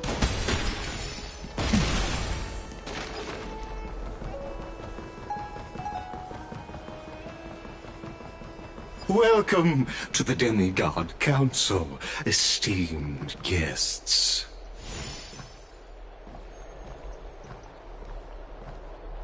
Lord Anaxagoras, I've heard so much about you. Head of the Nusporists of the Grove of Epiphany, notorious blasphemer, a Chrysos heir who bears Circe's core flame, a survivor of the Grove Calamity. Did I miss anything? Well, if so, please be so kind as to enlighten me. Since Lady Kindness is already well acquainted with me, I won't waste any effort introducing myself again. But then again, perhaps the customs are different here. Back in my hometown, there is a form of etiquette known as honoring guests. The host will welcome their guest with warm hospitality by treating them to fine wine and a cozy bed. And yet, ever since I arrived, I have not been welcomed with warm courtesy or ceremonial gifts. Instead, I am met with intense scrutiny. Even more absurd, the host has sharpened their blade and instructed their servants to lie in wait in the shadows. Perhaps you intend to cut open my heart, retrieve the core flame, and then hold a grand feast for all of the guests. Everyone, stand down. Thank you for understanding. I am but a feeble scholar who is not used to the stench of avarice and blood. No need to be humble, my lord. From my perspective, your courage and gumption are worthy of the reputation of the Seven Sages. Your bravery is more than adequate to accomplish our perilous endeavor. So, you wish to start a war? Well, since the Chrysos heirs are calling for war, we will respond in kind. Conflict is inevitable. Since Aglaya endeavors to suppress the virtuous commoners with blood of gold, we will not hesitate to display the rights and mettle the citizens of Akama are so entitled to. As to your question of whether peace is still a viable option, well, to that I can only say this.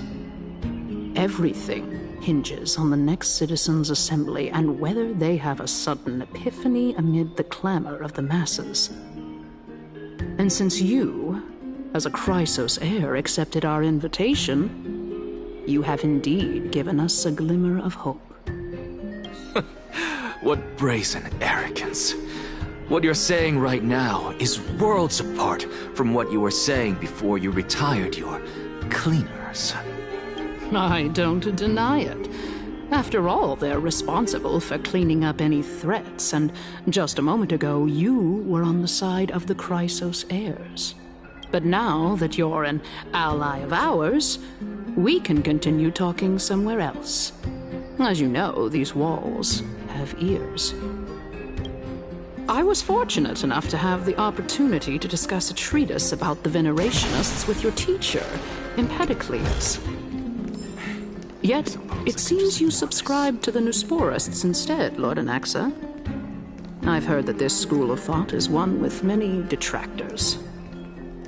It's normal for ideas to have supporters and dissenters, just like how there are two types of people in this world, geniuses and dimwits.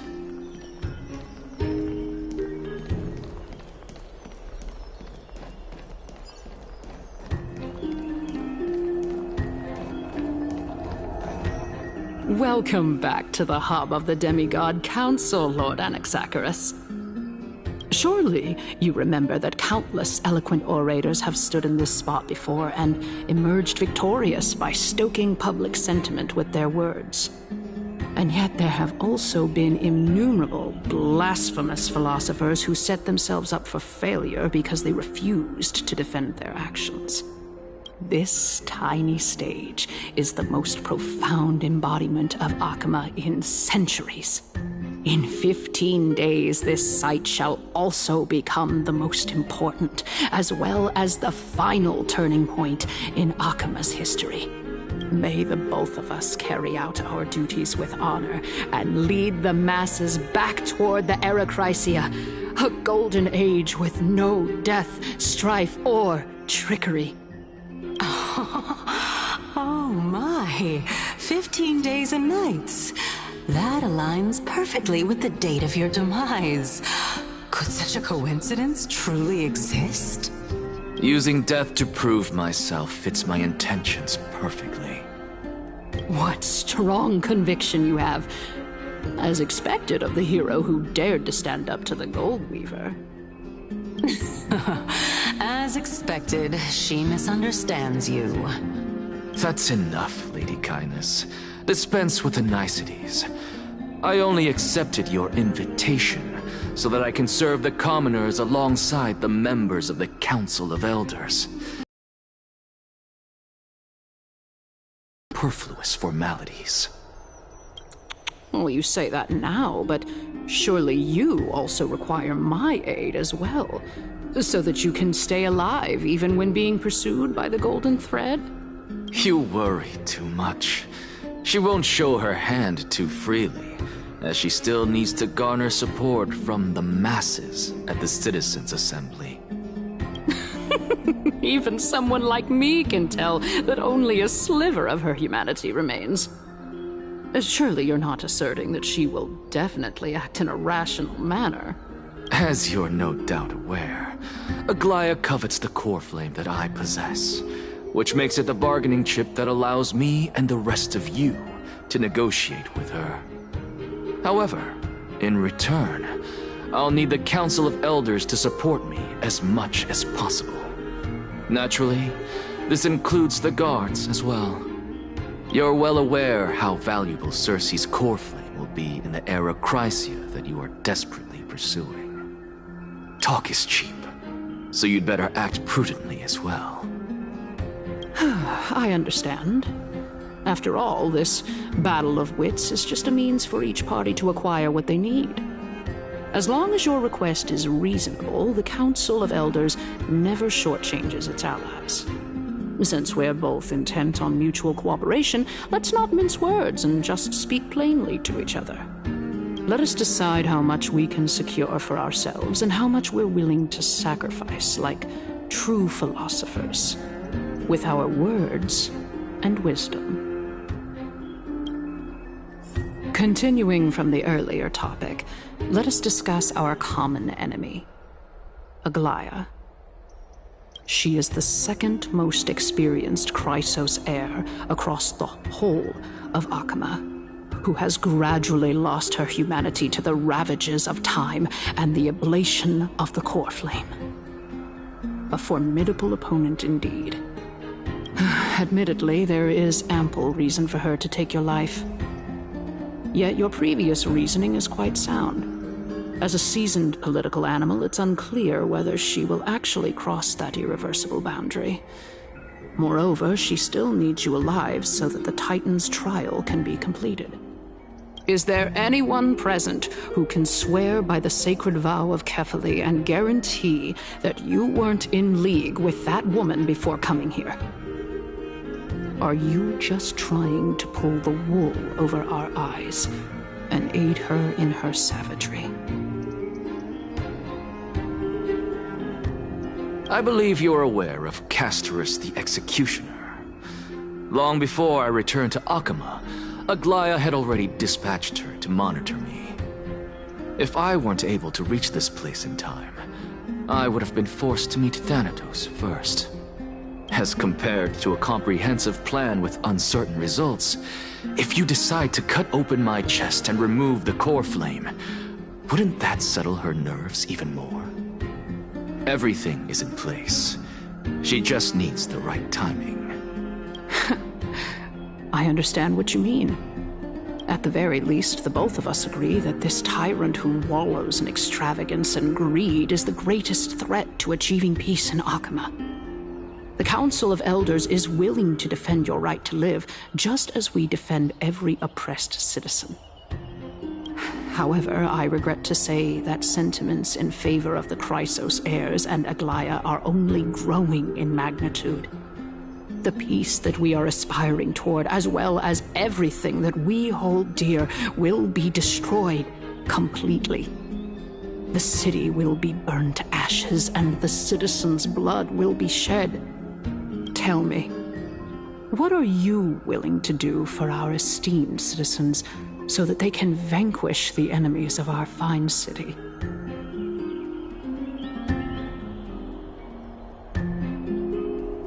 Although the circumstances are rather unfortunate from an objective point of view, it is an undeniable fact that ever since the Grove was attacked, I have become the de facto leader of the Grove.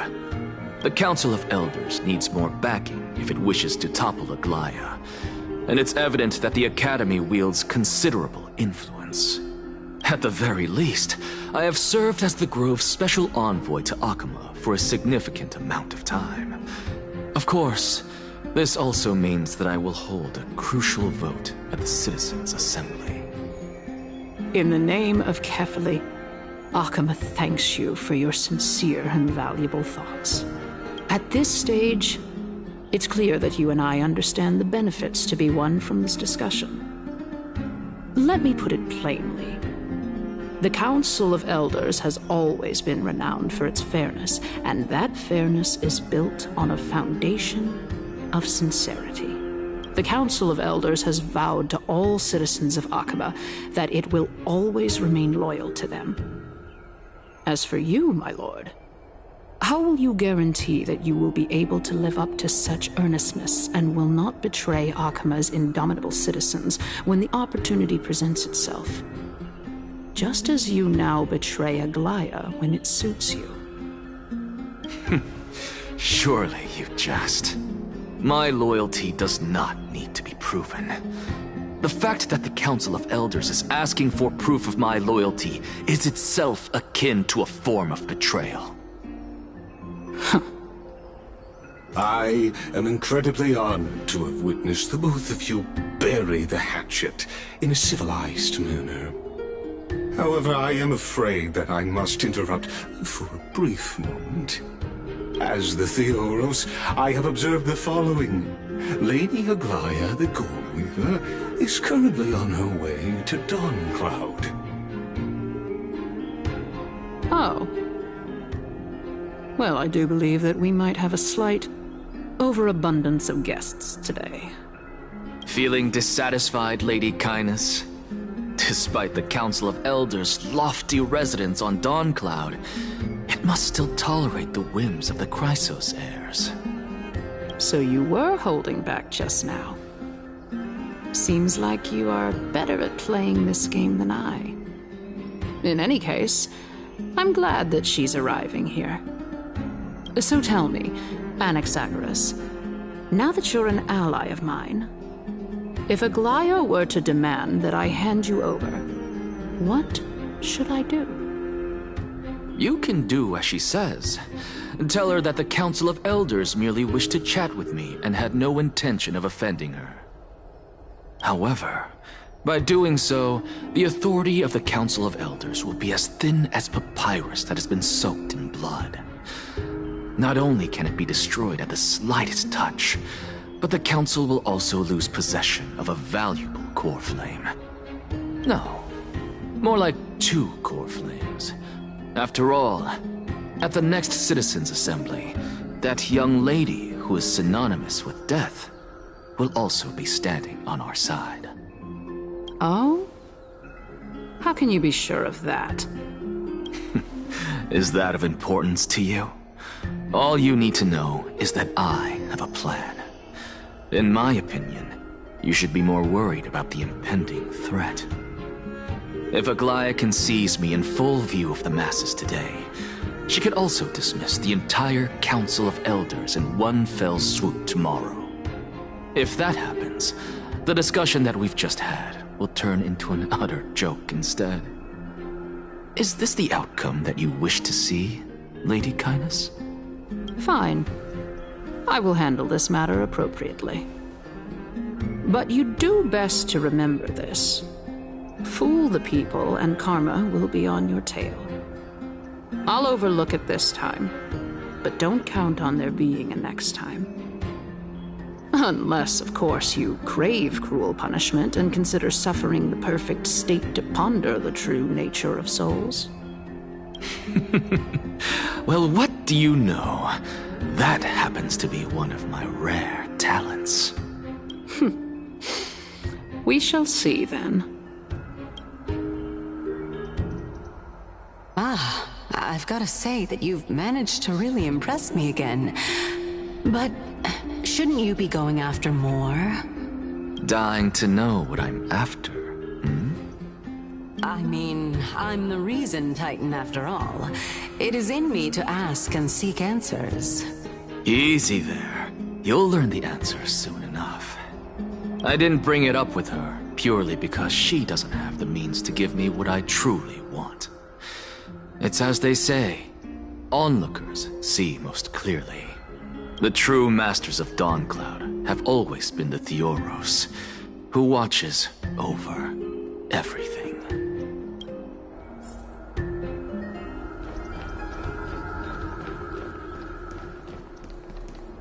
An expected visitor. Welcome once again. You know, you could actually skip all the pointless debate and come straight to me to seek an audience with Kefali. I have no reason to refuse you, do I? You may not, but Kindness has. Whoever gets hold of Kefali's core flame will get to rule over Akama. She's wary of me, so naturally I had to gain her trust. I would say that debate was not at all pointless. Very true. In my view, this individual has gone to great lengths to get close to Kefali. He might very well be plotting something nefarious against the Titan. Are you still willing to let him pass, knowing this? Yes, very much so. All living creations are always free to visit Kefali's transcendent vessel. This comes with being the World-Bearer.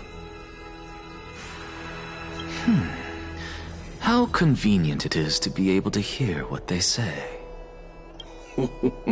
It is truly my honor to speak to a venerated Titan in person.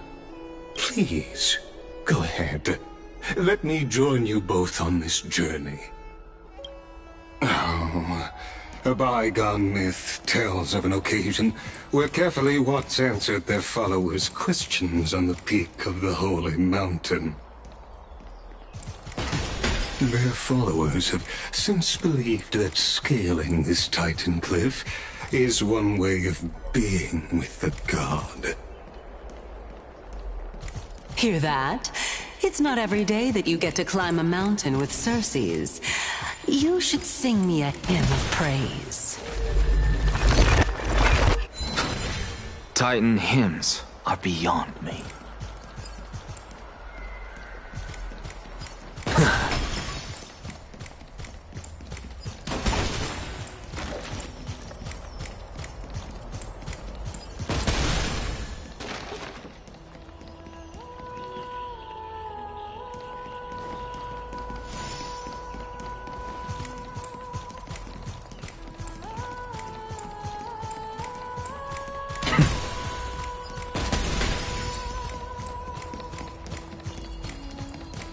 Go on ahead.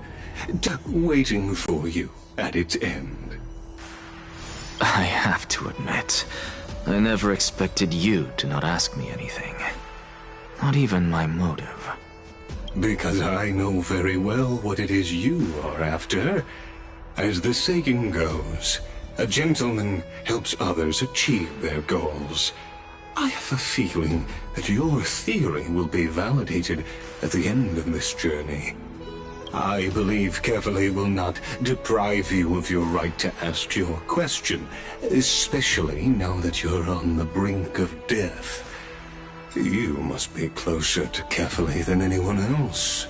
Wouldn't you agree? I hope things go as you say, then.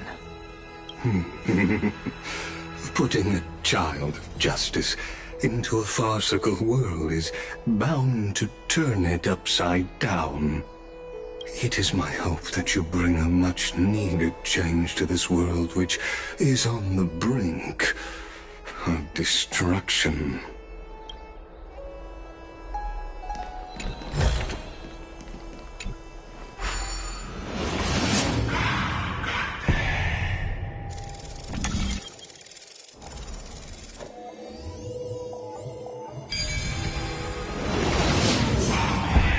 Honestly, This is my first time going up to Dawn Cloud's peak.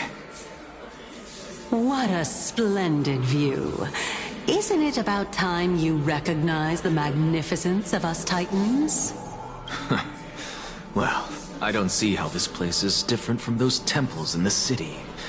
All they have are magnificent facades. And even though I've come this far, I'm still doubtful about getting useful clues from him.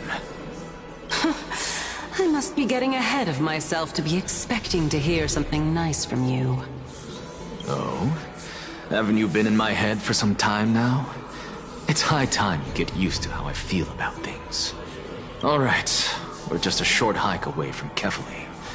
No time to waste here. So the intellectual debate from earlier was too draining for you, huh? If Amphorius gets a new lease on life, you should focus on strengthening your body and stop shirking social interactions. Save your concern. The Titan is in sight. Can you make it? Why? Are you going to carry me up if I were to fall now? I know how far I can go, so just hold your tongue and come along. Fine then.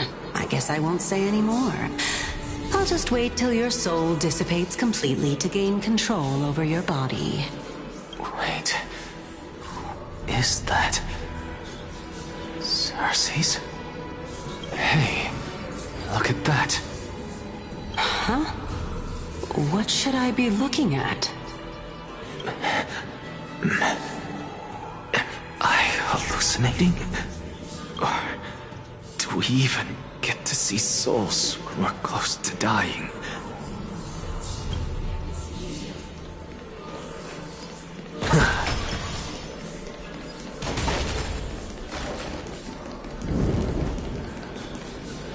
Oh? Why didn't you bring your favorite spear with you on this trip, Nias? Nias? I know I've heard this name somewhere. It's unfortunate. The Black Tide destroyed every last inch of my calyx. How could that be? Even a creation of Georios, from their prized ores and molten fire, couldn't escape the fate of destruction? Hey, Circe's. Do you know a certain Nias? Nias? No, not that I remember. How did you even think up such a strange name? I just saw him. Nias.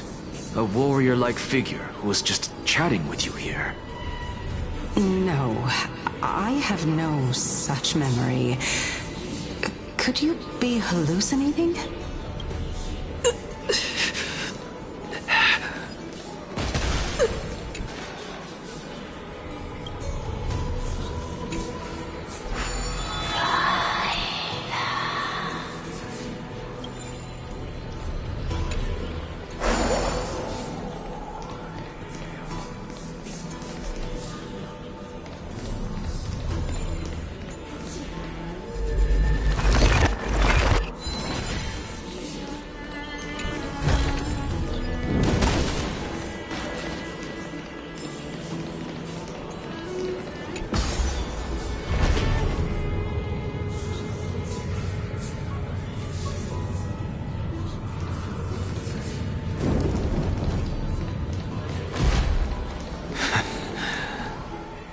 Enough about me. Did Kaos ever reply to you? Well, regrettably. Seems like the price of becoming a demigod is a lot heftier than we thought. Kaos. Demigod. I've never heard of this person. Which Titan's authority did he inherit? Look on the bright side, Nias. Since we've come all this way, I doubt he'd snub his old friends, would he? Let's just hope we mean as much as the world to him. Hey! Are you seeing that same hallucination again? Yes. It's still you and Nias, but you're now talking about a certain Kaos. I'm guessing he's one of your companions? Kaos? This name sounds just as strange to me. Never mind. I think I know what this is about. If things are as I thought, then they aren't hallucinations, but the souls of people. What? But if those are the souls of the dead, then what am I? Beats me. For all I know, you're just an illusion I conjured up in my dying moments. Let's just keep going. As long as I take in more sights and hear more stories. Know your limits. Wander too far among the dead, and even I might not be able to save you. I'm fine. If this is indeed as I thought, then this will be very amusing.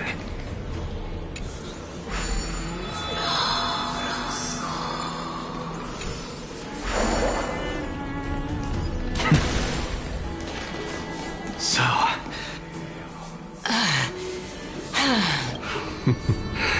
Can you keep going?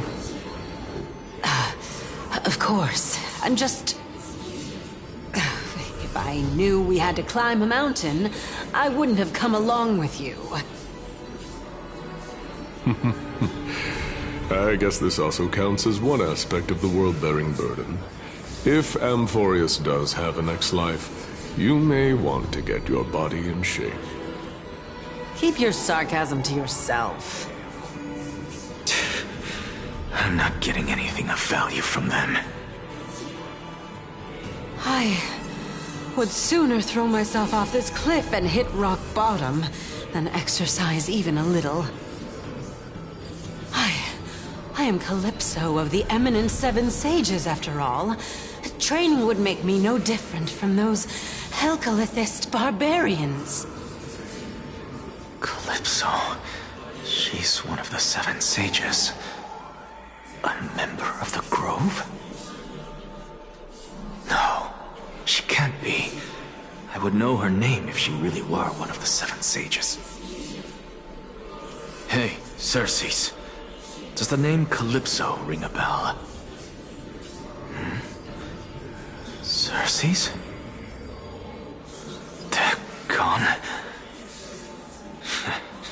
Doesn't matter. I can do this myself. Looks like I'm nearly there now. The land of the dead.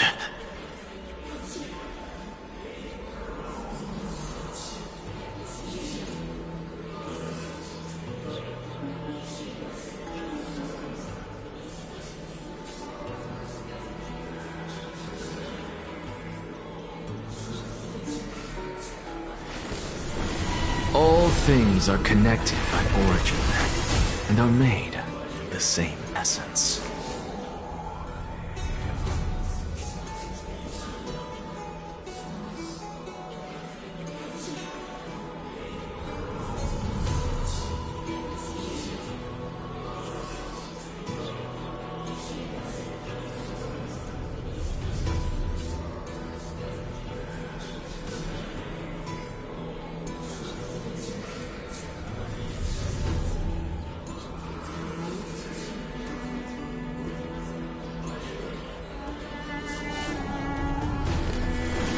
All things are connected by origin, and are made of the same essence.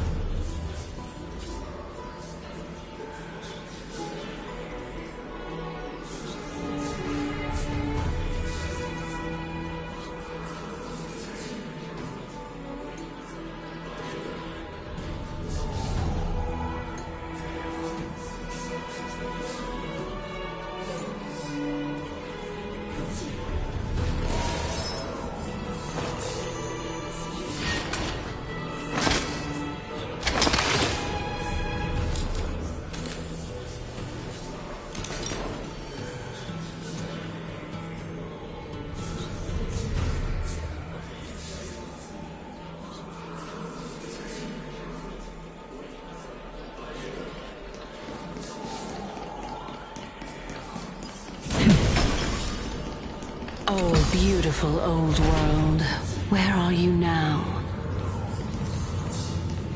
O legendary era Chrysia, return to the mortal realm. Splendid gods once walked the paths we walk.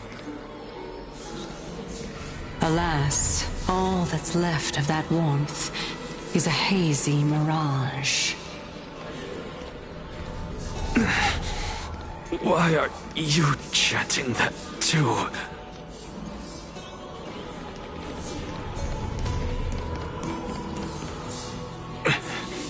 We're here, finally. So, I don't get to ask the Titan my question, but all of you make for a pleasant surprise, nonetheless.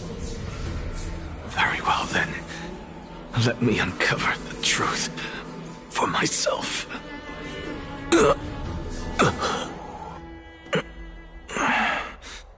Did I still fail to make it in time?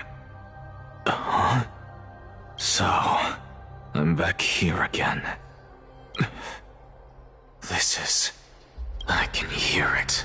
I hear it from the depths of the tides, behind the closed doors of the void world. A voice ready to tell me something. This time, the voice is a lot clearer than before. Since we've come this far, let's just wait. Lord Nias and Miss Calypso, are you both here to visit Chaos too? Yes, and we've been waiting for quite some time now. Regrettably, he hasn't answered us. The worst-case scenario is that he's already been overwhelmed and crushed by the world-bearing burden. You're overthinking, Lord Nias. I can still sense Chaos' soul in the area. And besides, we both know Chaos' nature. A deliverer like him wouldn't fall so readily, much less give up on all that he holds dear. Isn't that so? Yes. I have faith in him. That reminds me. Why are you making this trip alone, Polixia? Oh, my sister needs more time to make sure the flowers are fine. Such a pity. Both of you have hearts kinder than anyone else. Yet you are born only to take over Thanatos' divinity. Everything that I see and hear this time has left me shaken to the core. What may seem like a mundane conversation is in truth a once-in-a-lifetime exchange that has revealed the ultimate answer to Circe's question. The conjecture has taken shape and must now be solidified into a theorem. Next, I only need to seek verification from Kefali. By doing so, I can answer Circe's question and reclaim my body. But no, I will not do that. That isn't important. Because another one of my conjectures, one that I have always dreamed of proving, has been proved right this very instant. Fusing a mortal soul with that of a Titan to replace said Titan is not a ludicrous idea after all.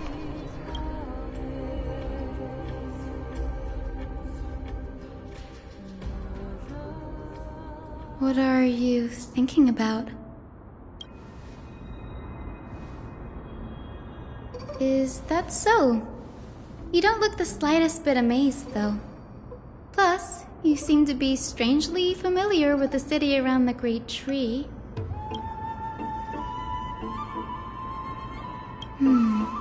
Events of the past, huh?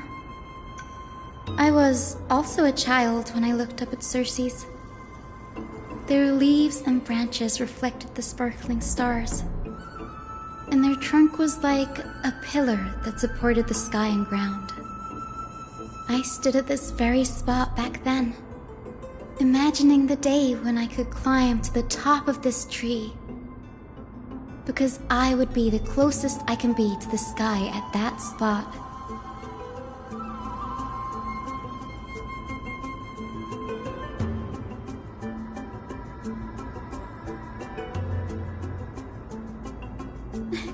Don't read too much into it. I mean, can mortals even hope to reach Aquila's realm? They're a strict and draconian god. Nothing like Circe's. Reason is willing to share what is theirs with others, but Sky only expects people to revere them. You get what I'm saying, right, Denny? After all, the titan that imprisoned you and Grey here in Amphorius is none other than Aquila themselves. But there will always be people who dream of soaring towards the sky. The Grove has a wealth of research on Aquila, and that is exactly what we are here for. It's just... I never thought Grey would meet with something like that before we set off. As a physician, I should have been there by his side.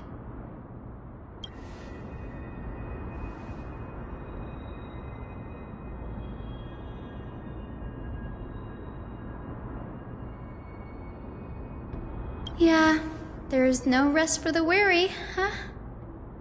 In any case, what we're looking for could be anywhere in this enormous grove. Let's split up to cover more ground. Danny, with your skills, I'm sure those monsters born of the Black Tide will pose no threat to you anyway.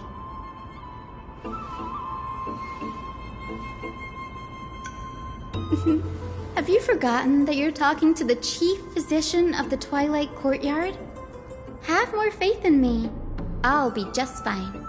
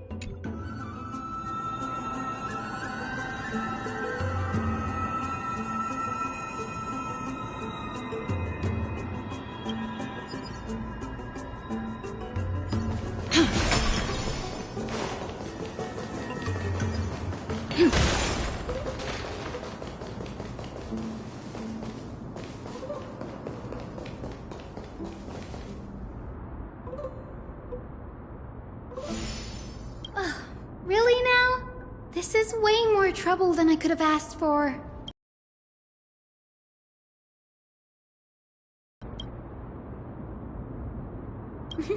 I'm kidding, Danny. Lend me a hand, pretty please?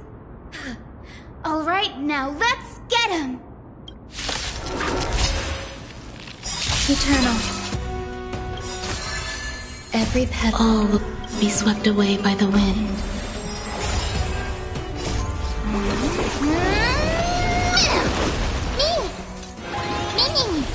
Please chair it as you wish. Some value, I suppose. How's this taste? Nice like my friends? Indulge yourselves!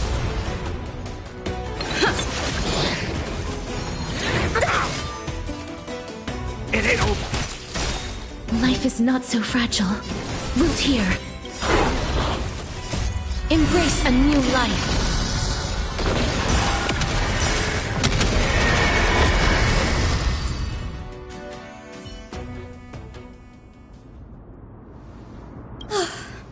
The Black Tide is remarkably quick to detect the light of Amphorius.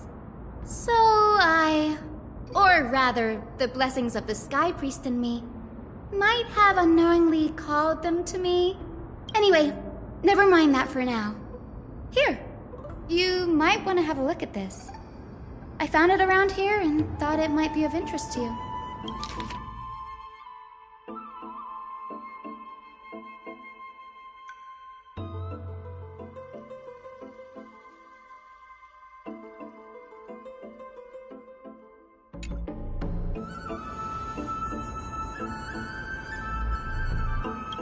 This is new. I didn't know Professor Anaxa was researching the sky. He's never mentioned anything about it.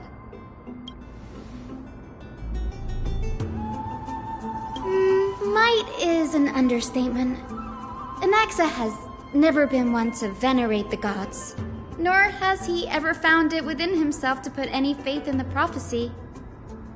People have come to think of him as a heretic, even in a place as liberal as the Grove. Yet, it is also this very blasphemer that Cersei's favors. Fate sure works in mysterious ways.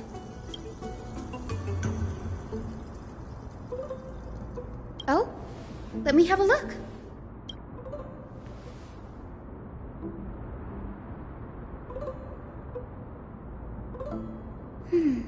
By the looks of them, these scrolls are records of two conversations that took place in the same setting, one after the other. Sure, go ahead. The Grove of Epiphany is home to 7 schools of thought. While all 7 schools are founded on the ideologies of Thalesis, the first scholar, each is unique in its own way.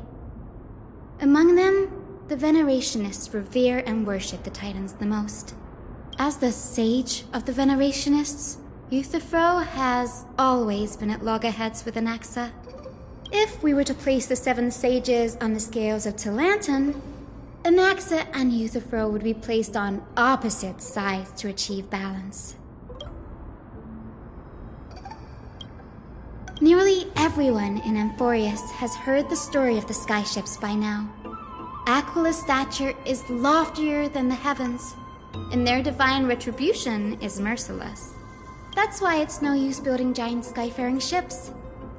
Oh, but I do wonder if a supercharged mini treaty cannon could slip past their watch.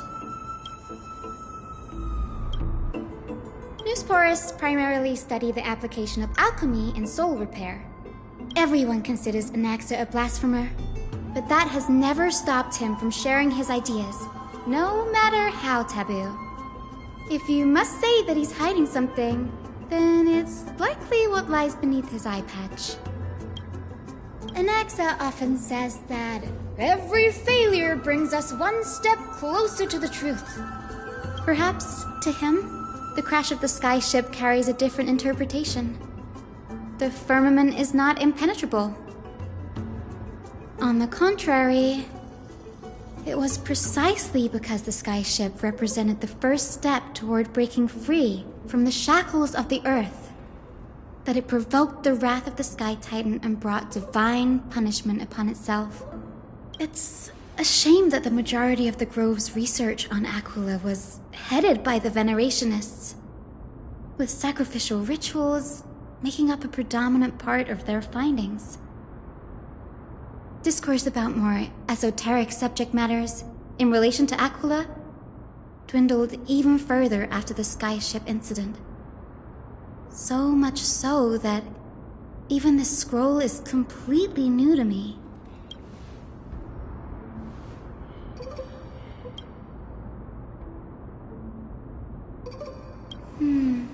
That's what I'd like to know.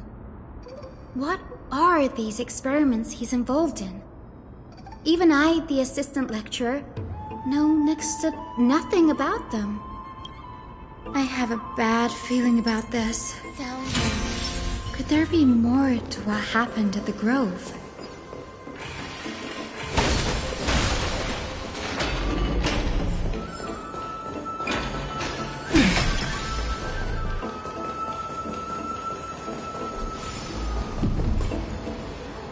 This is the Library of Philia, a place where the Grove stores its collection of tomes.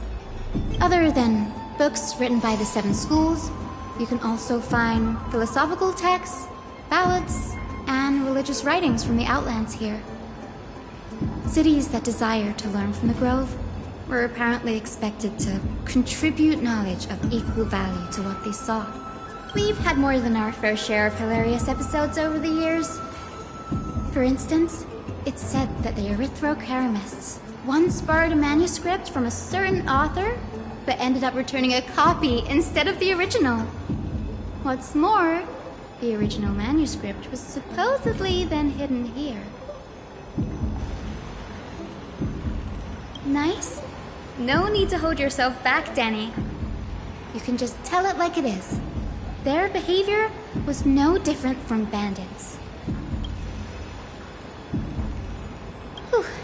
You've got me there. Some said you couldn't even find a dictionary in Castrum Kremnos, so I guess they were spared. There are too many books in the Library of Philia. Flipping through them all will take too long. Why don't we use the Biblioslate to search for the texts we need?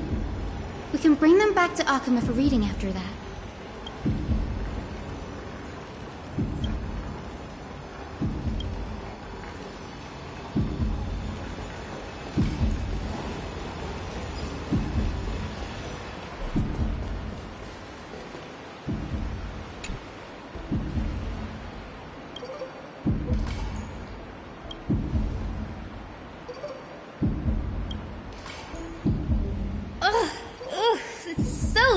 In here.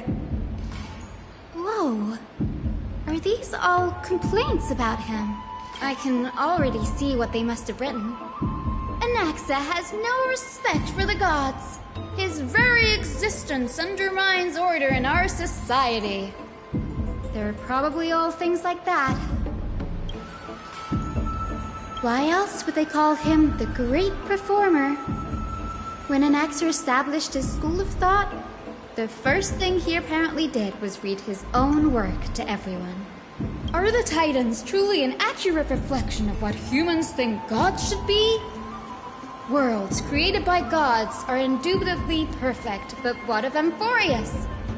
Only foolishness and insensitivity everywhere you turn. They marched him straight to the seat of judgment before he could finish.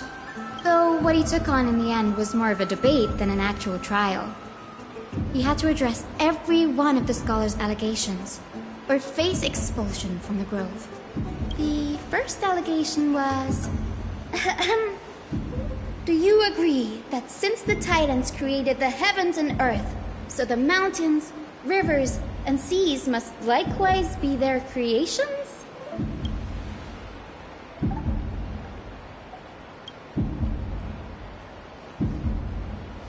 Anaxa would have probably been spared a lot of trouble if he had answered this way. Instead, He quoted past instances of the Flame Chase journey, and posited that humans have the potential to take over the divinity of Titans. Needless to say, his critics didn't take kindly to his answer, so they followed up with a second allegation. You claim to be studying souls, yet you are, in fact, defiling them and committing acts condemned by the gods. Do you admit it? Anaxa always wears an eye patch, never removing it, even when alone. Some say he used one of his eyes as an alchemical ingredient. Every being in the world owes their safekeeping to Kithily, and this is even more so for the Chrysos heirs who have divine blood coursing through them. If he has really done something of that nature, then it'd indeed be sacrilegious. Thankfully, they had no way to prove it, so it amounted to nothing more than an allegation in the end. One by one, Anaxa engaged in wars of words against those who would challenge him. Toward the end, a scholar asked him, Anaxagoras, have you any respect for the gods? It was only after a brief silence that he answered, I have never denied that Titans are meant to be noble constructs.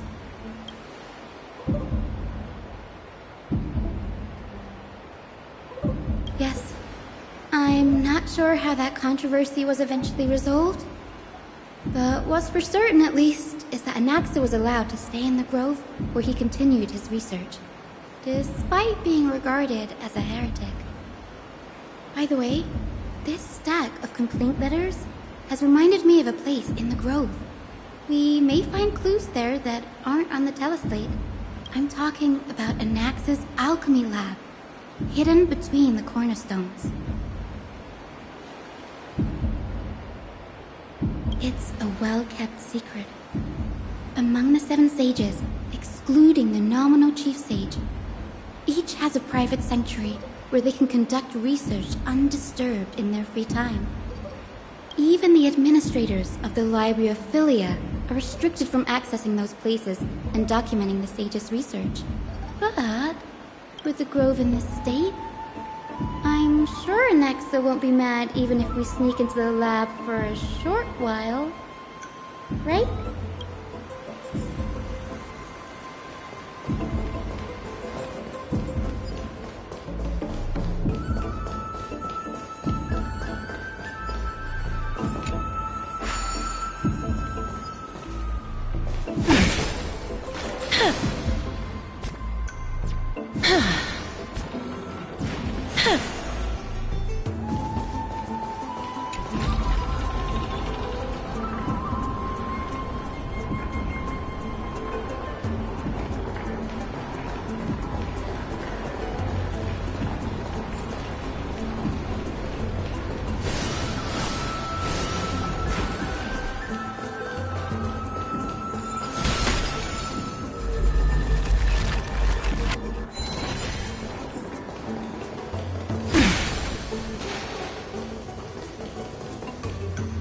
This is the place, but where is everything? Materials for alchemical experiments, matrix diagrams, and even the seal to the lab. They're all gone. Did the Black Tide destroy it all? No, not even close. Not only are alchemy experiments high-risk activities, but Professor Anaxa also has a penchant for using bizarre materials. Students often saw him walk in looking right as rain, but come out covered in soot with his hair singed. Naturally, no one dared to come near this place. Huh? That book?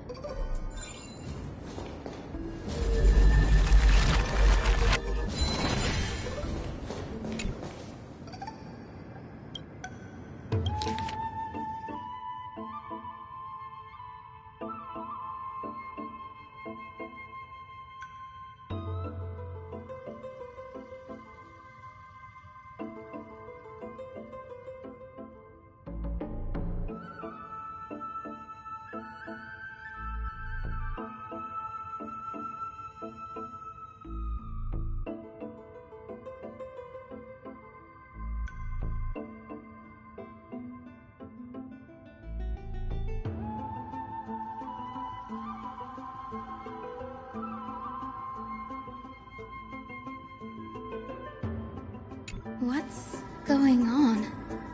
Anaxa is conducting research on our friends in Alchema and... me?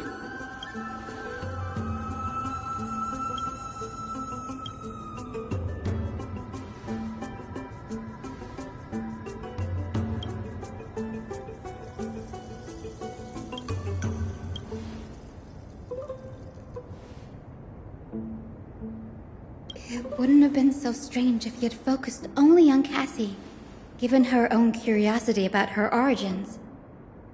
Plus, considering that the new sporists have crafted omnipotent medicines capable of curing diseases, it also makes sense that he would conduct research on immortal Chrysos heirs.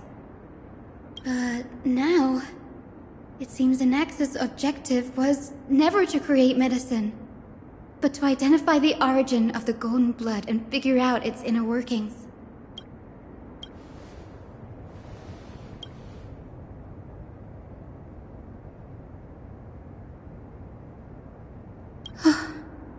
Danny, look at this. I have a bad feeling about this.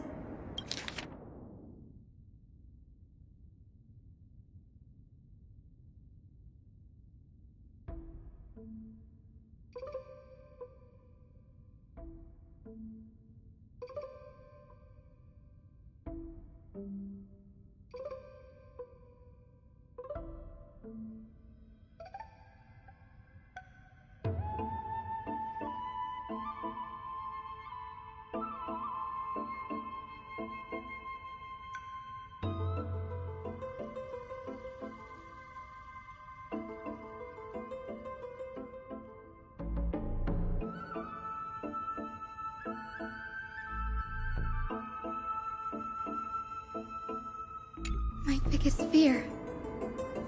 It's come true.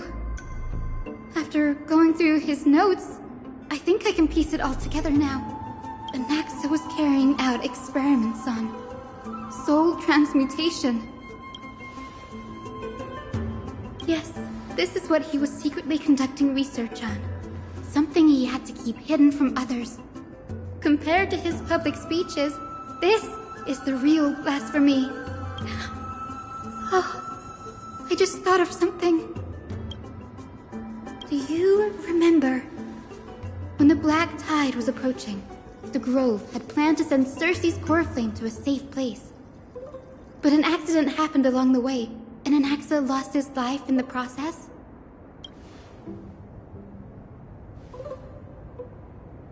That's right. But what if Professor Anaxa's fusion with the core flame of reason wasn't an accident? Put yourself in his shoes. Knowing that the Black Tide was closing in and your time was running out, what would you have done? Exactly.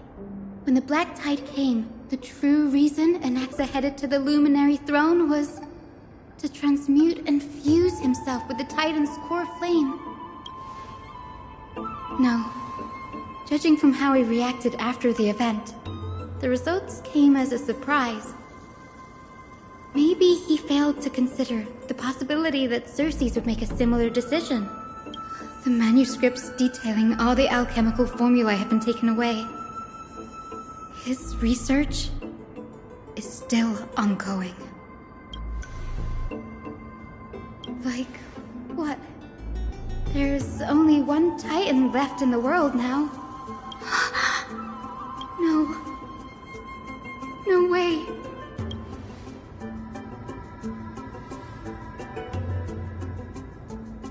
He's after Kefali.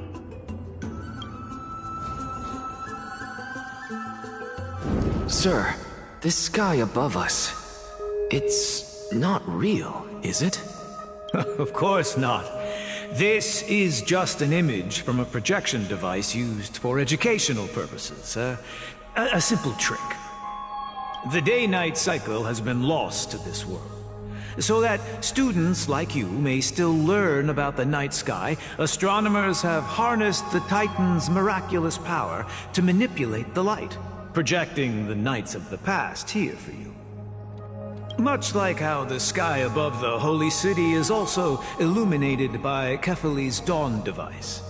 So, the skies of Akama are fake too. You mustn't conclude that, Anaxa. You should know that only a child would expose a trick and be proud of it. Often people know more than they let on. They simply choose to feign ignorance because they have no other choice. Then they're just deluding themselves. People believe in Kefali's tale of Genesis, accepting wholesale whatever the priests preach. But we're different. We've already walked out of the firelit cave of ignorance. We have already realized that we live in a world where Titans make the rules.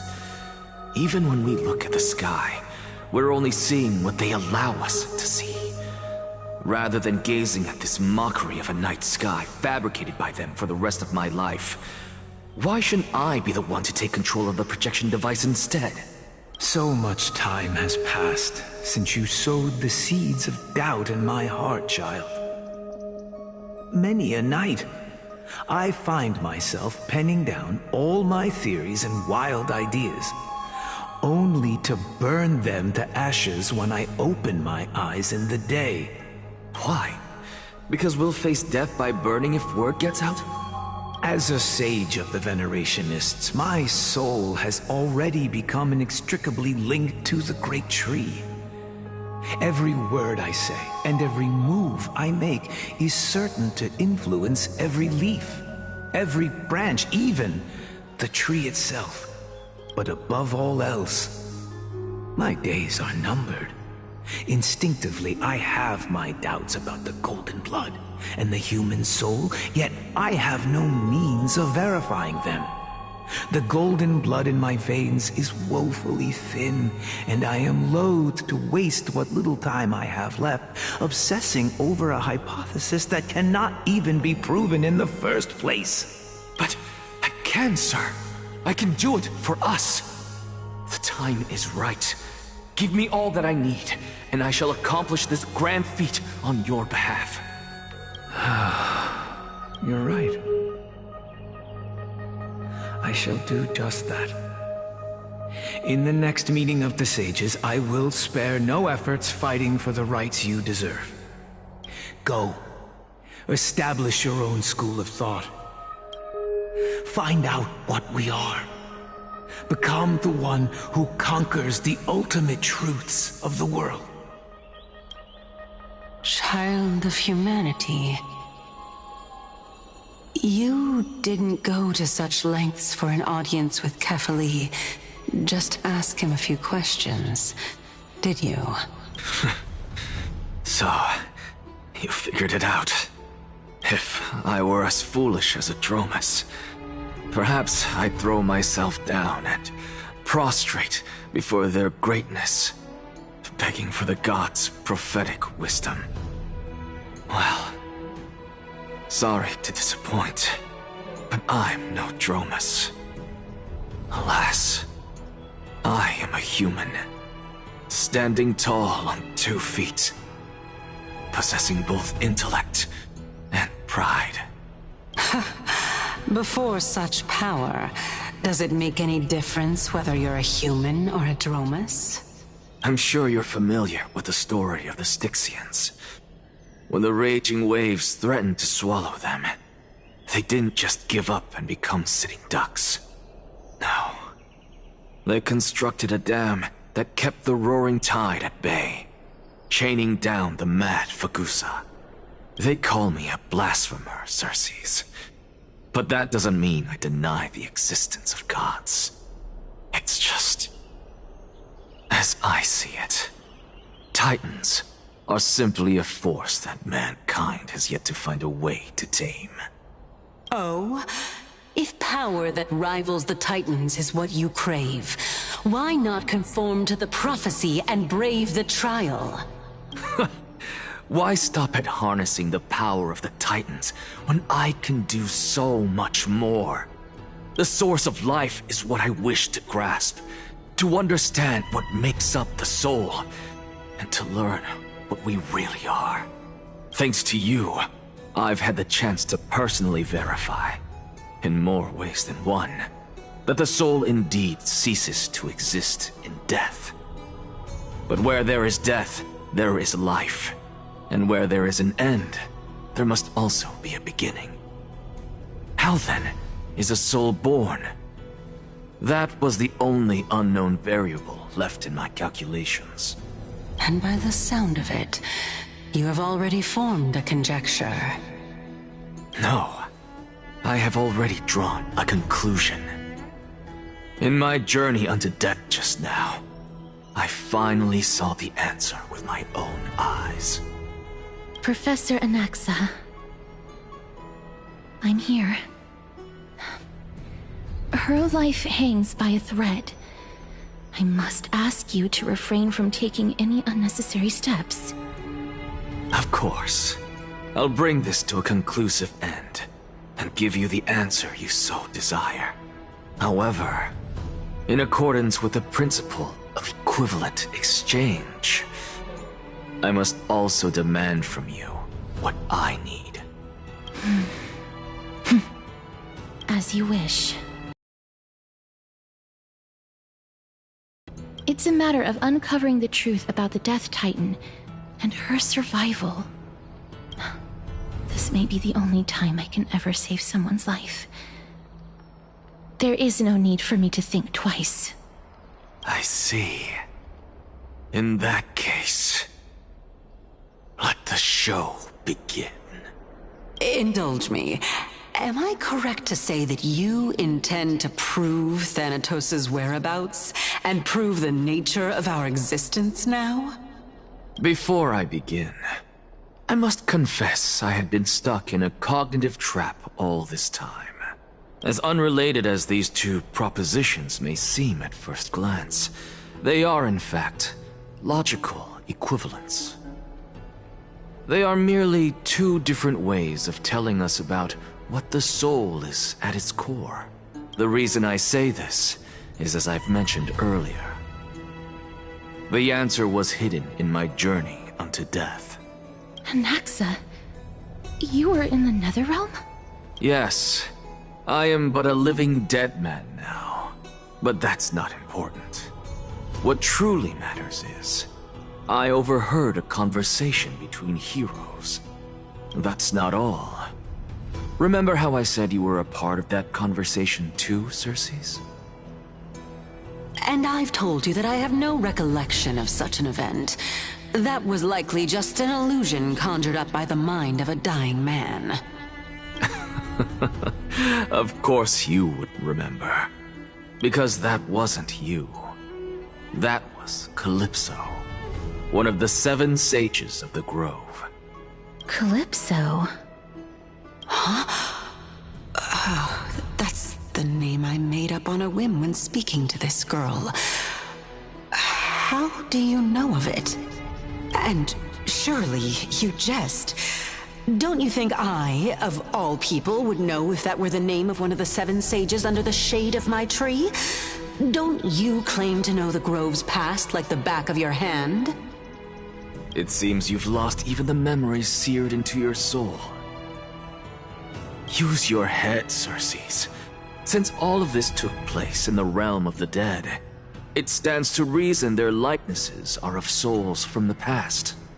The living cannot step foot into that world, so who could they be? Think about Calypso. Why does she share your likeness, yet you have no idea who she is? The answer is evident, is it not? Those fallen heroes are the mortal incarnations of the Titans before their ascensions to godhood.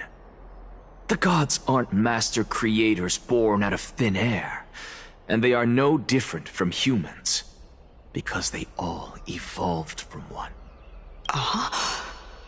Does this answer disappoint you?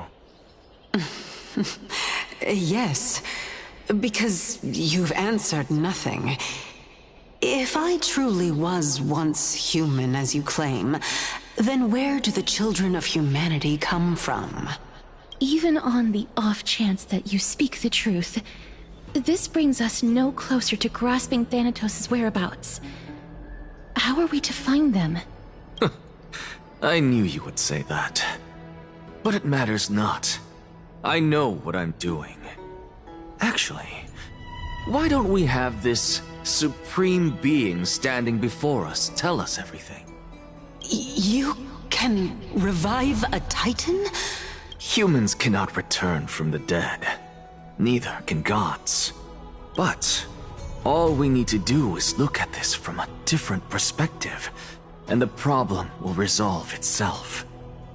The solution is simple. Just like what you did to me. If I'm reborn as Kefali, I can rebuild the world and all within it as they once did. Simple, is it not?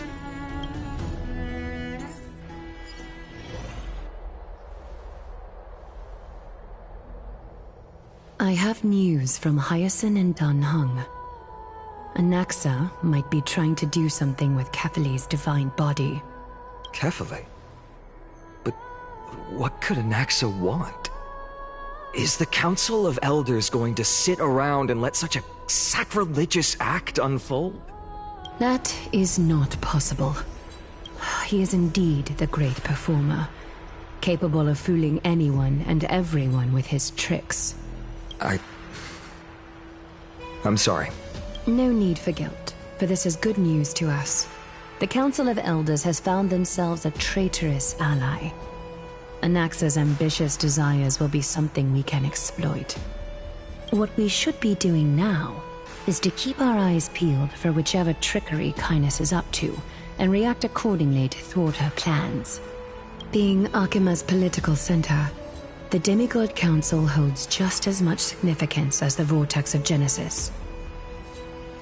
Someday, after my duty is over, this site will take the place of the battlefield where you hunt gods. Become the next challenge you are to overcome. Till then, it's best to get used to this place as soon as possible.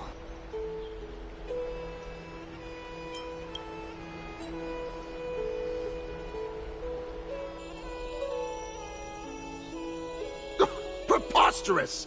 The Christos heirs only have their standing because of the Council of Elders! How dare they trample over it!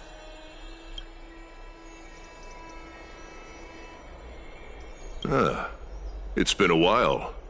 What is that supposed to mean? Is this really the sort of person that the young lord praised as a ferocious warrior? It has indeed been some time, Lord Crateros.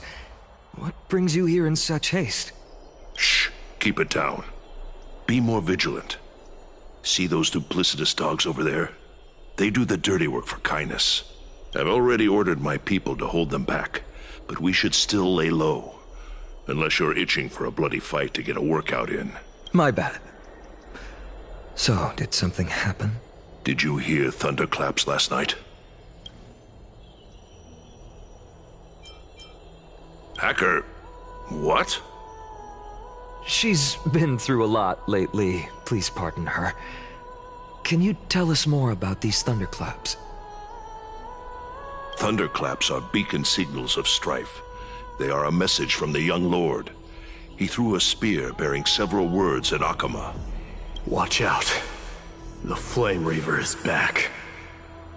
I guessed as much. We didn't actually kill them back at the Kremnos Arena. I figured this is something you would want to know. We Kremnoans never back down from a fight. So if you plan to take that thing down in a battle, reach out to me anytime. You have my gratitude. I will let Aglaya know about this right away. Remind her to be on her toes while you're at it. That vicious Kynus has been unusually active lately.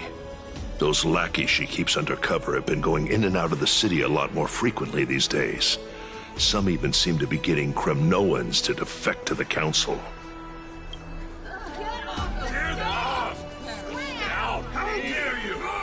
That's her. Looks like you can see it for yourself. We should get back. Thank you for the intel, Lord Crateros.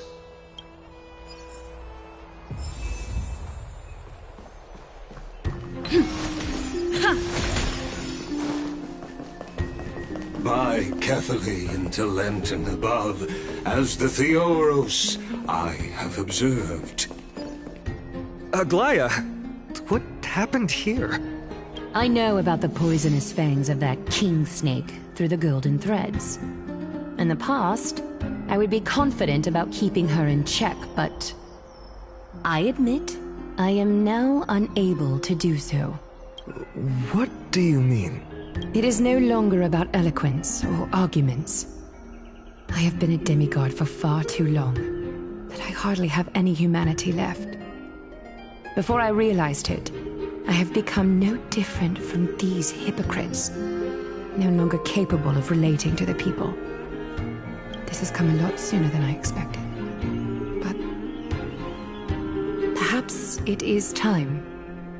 I need you to step up, Finan, in order for me to retreat behind the scenes. Yes, this is my duty, but... It is far easier for the Council of Elders to fool many than just fool one person.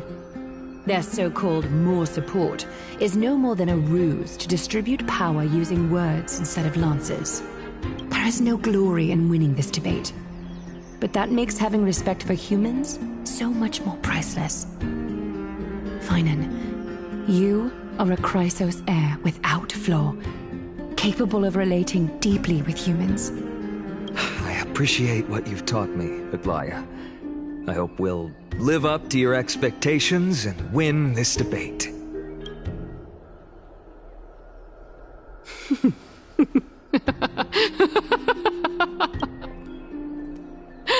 Oh, you've done well, Lord Calictus.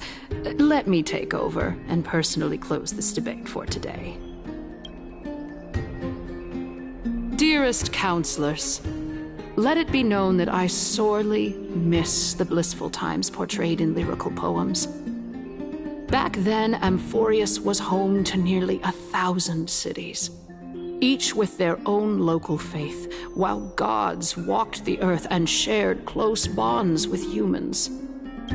Yet, in the present, people from all over are forced to leave their homeland to seek refuge in the holy city, where they hope to rest under Kethali's protection. All of us have long been in the same boat, with no way out of this plight. We didn't have a choice in the past, but now, the Council of Elders brings to the table a new possibility. All I have left is one question for you. Would you rather strive toward the unheard of Era Nova, or return to the prosperous Era Chrysia of our past? Make your choice. Now, which of the two would lead mortals to an ideal future?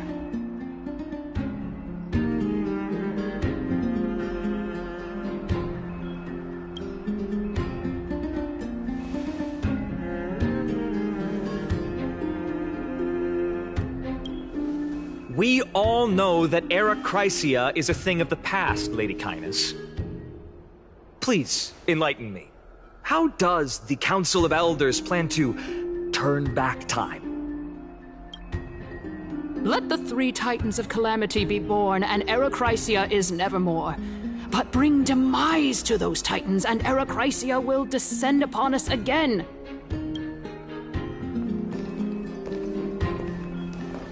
Know that the Council of Elders is never one to make empty promises. Look at who we have on our side. Anaxagoras, one of the Grove's 7 sages, and Castorice, Idonia's goddess of death. With the help of these 2 heroes, I can promise all of you that Era Chrysia will exist once more. Aren't they Chrysos heirs? They're supporting the Council of Elders instead? It's clear from the start that these heroes do not get along well in their group. All the more proof that Aglaya isn't fit to speak on behalf of every Chrysos heir. I am in favor of Era Chrysia. Era Chrysia! Era Chrysia! Era Chrysia!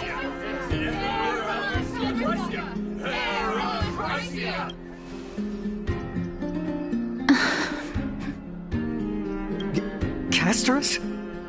Why are you standing over there? You finally arrived, Anaxa.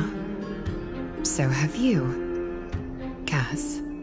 Don't worry, Aglaya. Well, I know that you have many queries.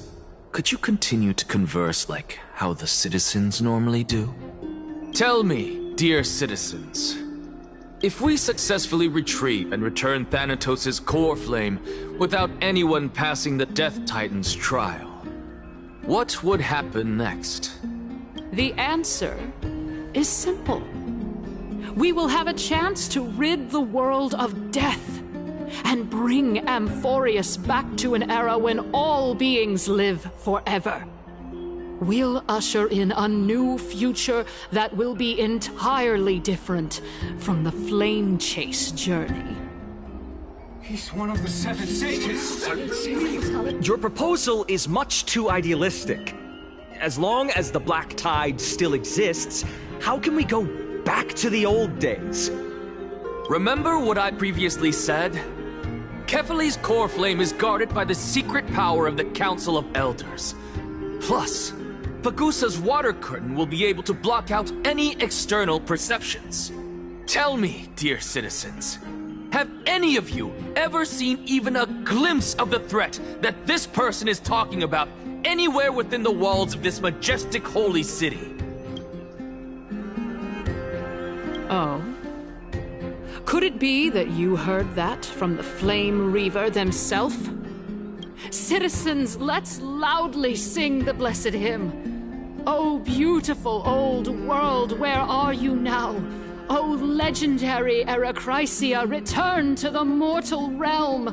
After the destruction of the 3 Titans of Calamity, the Flame Chase journey will have to end. Erechrysia! Yes! This is bad. The masses are now totally riled up. Anaxa, pray tell.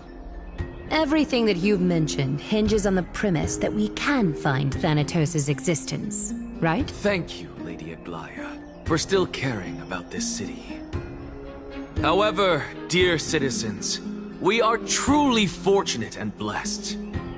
For Castorice, Idonia's goddess of death, will surely find Thanatos under my guidance. What? Promise that the core flame Lady Castorice brings back will be personally managed by the Council of Elders. Thereafter, if we are able to garner the support of all of you at the Citizens' Assembly, we shall spare no effort in ensuring that the Erechrysia will return to our world once again.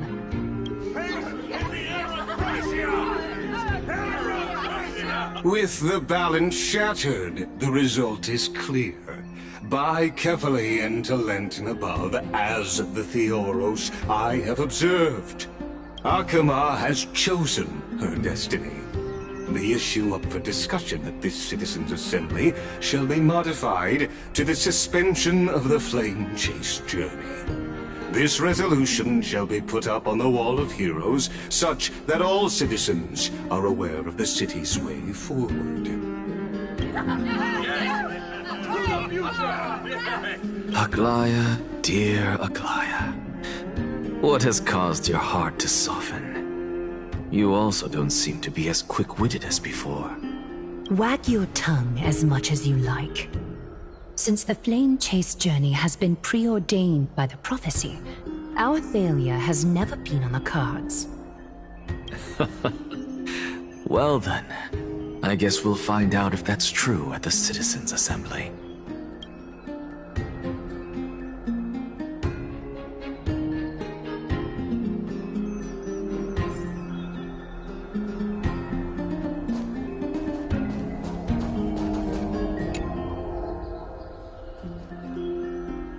Well, it seems that when I sent you to look for Anaxa, I unintentionally facilitated your partnership with him instead.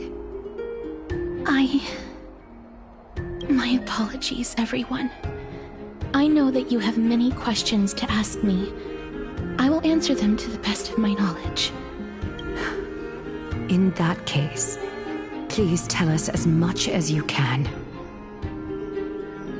In actuality, he showed me a past that was both long and heavy. The reason I say this is as I've mentioned earlier. The answer was hidden in my journey unto death.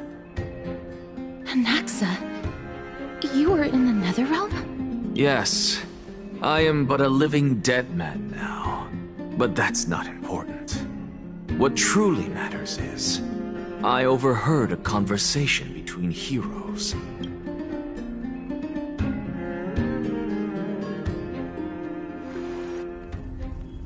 Have you heard of this tale before? A tale about the ocean god's treasured pearl, our hometown. It was a seaside town which enjoyed the ocean breeze and glorious, peaceful times, thanks to the wisdom of its ruling queen. Until one day, an evil dragon descended upon the town. Its wings were large enough to blot out the sun, while its claws were sharp enough to rip the waves apart. It barged into the tall tower and devoured the queen's beloved daughter. It even settled itself in her bedroom, like a tyrant king.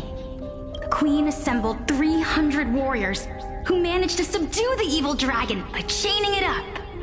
However, when the queen slit open the dragon's belly, she realized that the princess had long since been digested, and all that was left of her was a pile of bones.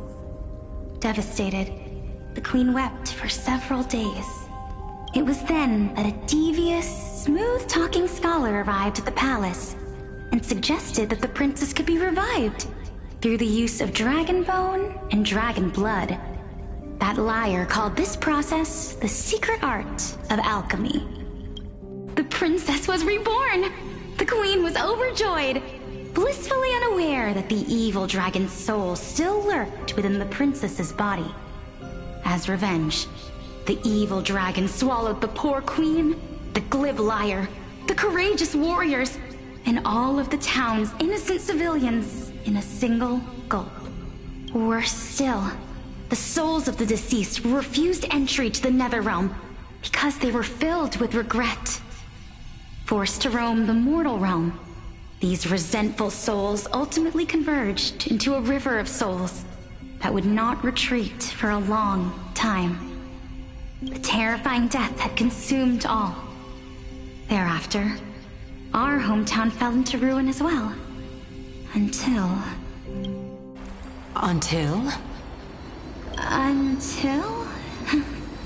Actually, I don't know what happened next either. Oh my... It seems that you still like to whet people's appetites even after all this time, Pelixia. So, according to your story, this is how I used to look? It's practically a mirror image. And yet, what exactly is this? A miracle that I created with alchemy. As for what it is and how I was able to accomplish it, I'll keep the answers to myself for now. Oh, my goodness. Is this cliffhanger really necessary? Quiet, Titan. Continue to enjoy this splendid play, and the truth will naturally reveal itself. Dragon, huh?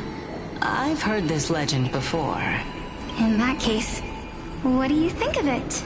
I think that this so-called alchemy was a tenuous analogy added to the story by future generations. After all, you've never heard of a tradition of alchemy in your hometown before, have you? Indeed. Before I left home to pursue my education, I never even knew that anybody was looking into this area of study. Therefore, we can just treat this tale as a fable told to young children. A fable, you say? If so, what moral is it trying to impart to the kids? I guess it might be the concept of equivalent exchange? Oh? I thought the moral might be closer to something like honor the dead. What? At a loss for words? No, I merely realized that we're both thinking of the same principle. If life is priceless, then there is hardly anything else in this world that is of equal weight to it, right? Indeed. As expected of the wisest scholar in the land. You flatter me. Why don't I ask you a question as well, as a form of equivalent exchange? Of course. What is your question? If I imparted my knowledge of the art of alchemy to you, would you use it to resurrect someone you loved? What? What kind of strange question is this? I got it. You're just trying to get me to tell you whether I like anyone, right? Let's just leave it at that. That was rude of me. Yes, I would. Oh? Death is inevitable.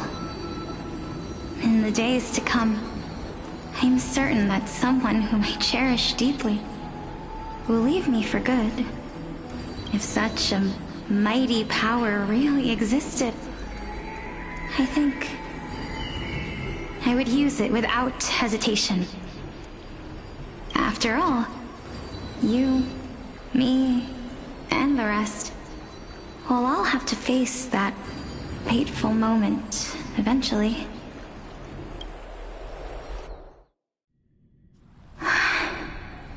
My time is finally here. However, perhaps because of my firm belief in the immeasurable value of life, I am unable to complete the trial. You shall wither, and through that, the dead will sprout again from the remains, and be reborn with the dead flame. It is a pity that fate is such a cruel mistress. Is there no other way of interpreting those words? I'm afraid that the meaning is clear. Between my sister and me, one must pay the price. Our trial can only be completed when the one chosen sacrifices her life. I'm afraid that the prophecy might even have selected a pair of twins for this exact purpose. Fortune makes fools of us all. My sister is prepared to sacrifice herself. And yet, I can't do the same. How absurd. My time is almost up, but I'm still afraid to welcome death. What should we do? If I'm ultimately not able to make up my mind...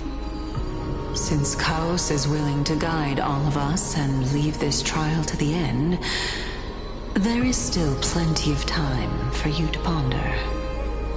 That's right. Don't allow the fog of an uncertain future to cloud your mind. Trial, prophecy, the topics that they're discussing seem familiar. But these three people must not have left their names in the epics. Otherwise, I would have some recollection of this. Amphorius's history before the Titans were born was complete chaos. Is that not strange by itself? I have long held 3 hypotheses about this. However, let's continue watching for now. Calypso, Polixia, and this warrior. I seem to have met him somewhere before. Regarding this matter, Nias, are you confident that you'll complete your trial? Of course. Though, I am worried about what will happen once I've emerged victorious.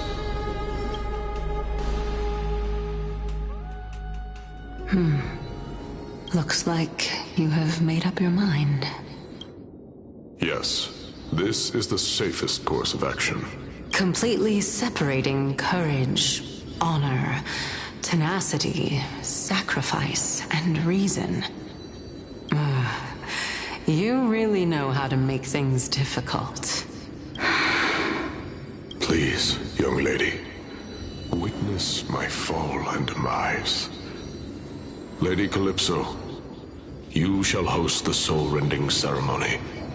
I do not understand. Why would you dare to sacrifice yourself for a future that you won't get to witness? Because this is our destiny. The power that resides within me is so intense that I will one day be engulfed by it. Furthermore, a valorous death before glorious return has always been the path I chose to walk. A journey I began long ago.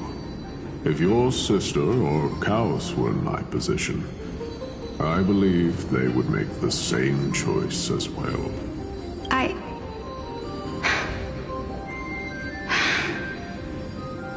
I'm not that brave.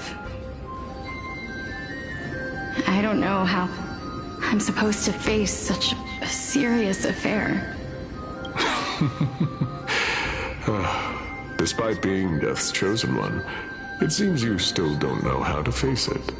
Let's chat, young lady. Perhaps I shouldn't end my journey so hastily. Since there's still time, I'm not worried about letting fate wait a little longer. Of course. This warrior is Lord Nias. As the embodiment of Nikador's divinity, he entrusted his life to us and allowed humankind to end his madness. That means that what I'm currently seeing before my eyes is in fact... Looks like one hypothesis of mine has already been proven true. These heroes are the true forms of the Titans, before they attain their divinity. If so, the chosen one of death that he speaks of is actually... Polixia? Is the previous form of Thanatos? But her appearance... If this is true, as long as we can find out where she went, we'll naturally be able to figure out the location of the Death Titan. But before that, we first need to witness what ultimately happened to Lord Nias.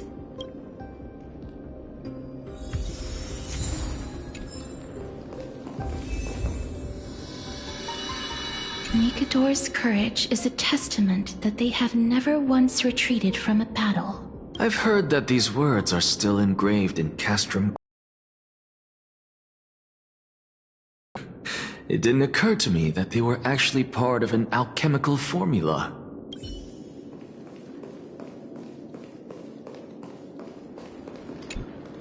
Honor, courage, tenacity, sacrifice. And finally, the only thing that remains is reason. Cheer up, young lady.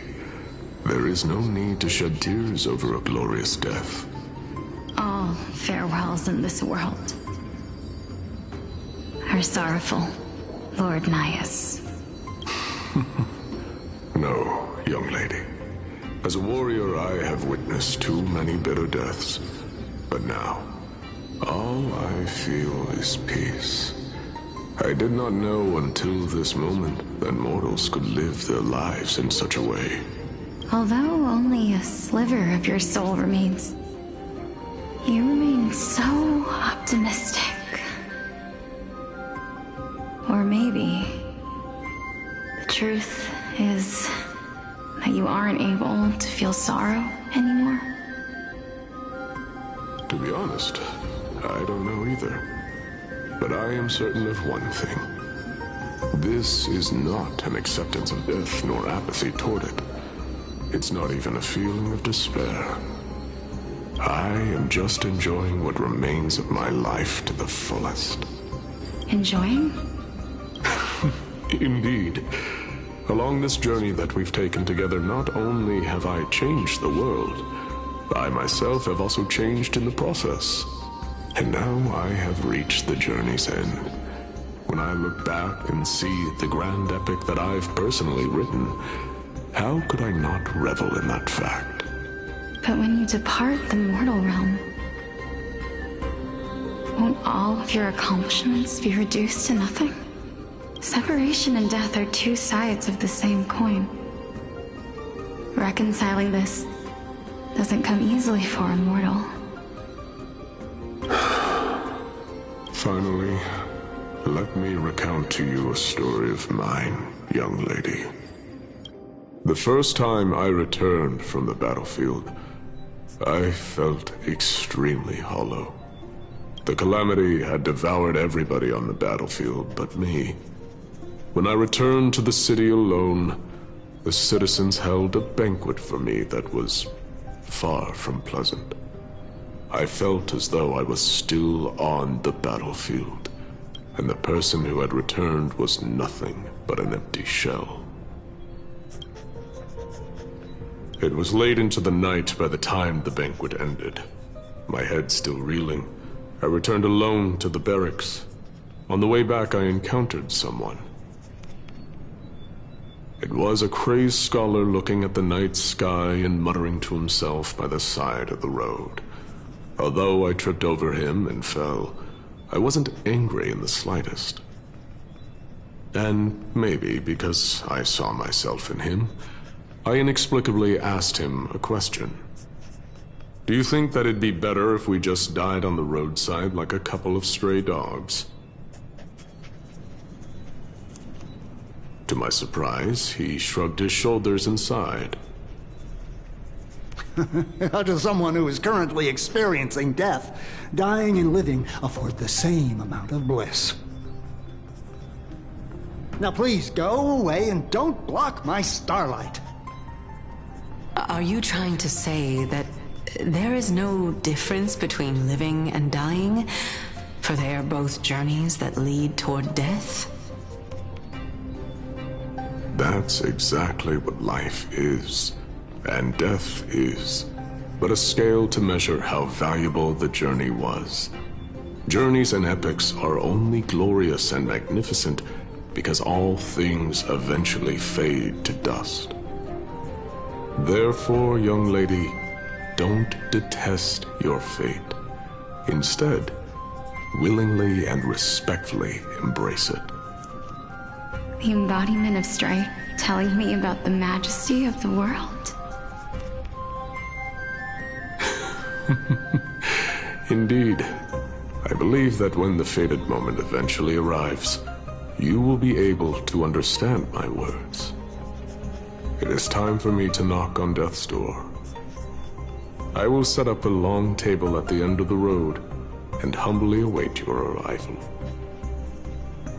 When that moment finally comes, let us drink and be merry then.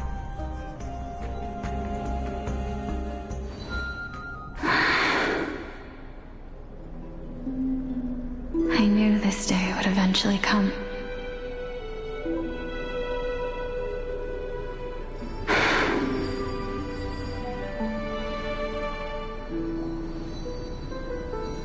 Are the both of you ready? Calixia. I'm here.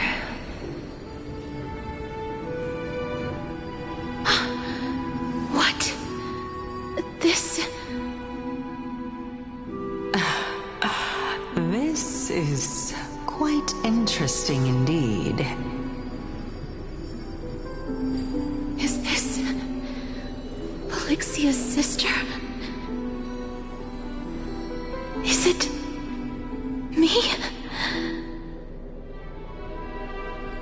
Now, it's time for us to fulfill our promises.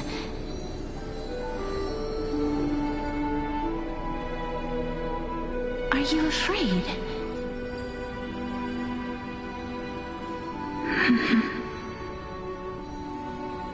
What are you afraid of?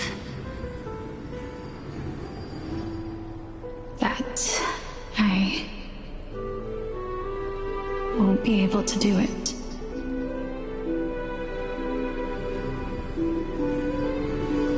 You shall wither, and through that, the dead will sprout again from the remains, and be reborn with the dead flame. As foretold in the prophecy, and according to our vows, once it all ends, we must face our fated moment head-on. Even if it was prophesied, do we have no say in the matter? It's so unfair. Why are we the only ones who are forced into mutual destruction? Let me do it, sister. Let me be death's sacrifice. I was never long for this world anyway. But you're different. I was the one who wasted your life after all.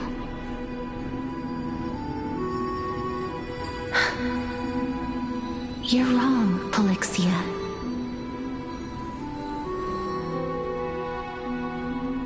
I don't think that my life was wasted. Just the opposite. When I finally arrived at this destination and looked back at the journey I took, I discovered that flowers had long since bloomed along the path I walked. It was you who sowed the seeds for this sea of flowers, one that is more beautiful than the promised land at the end of the world. Besides, I have lived a fulfilling life. Even though I was fated for sacrifice, none of the things that I've experienced will dissipate. Instead, they'll forever live on as memories inside your head. Will they not? How could my memories of you ever compare to the actual you?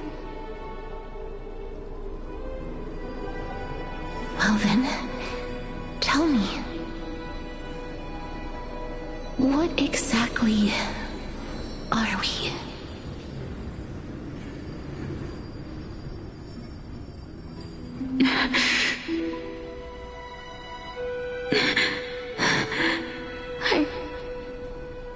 I don't know. I don't know either. But regardless of what the answer is, regardless of how we're shaped by others, or even by this world, ever since we were born, the fact that we existed was predestined, and nothing could erase it. This is why I will always, always be by your side. We're twins, after all.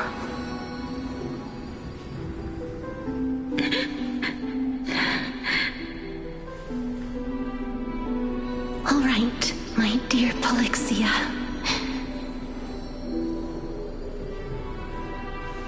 It's time to extract my heart and light the flame of death. After that, use it to plant the first bud in the prophesied new world.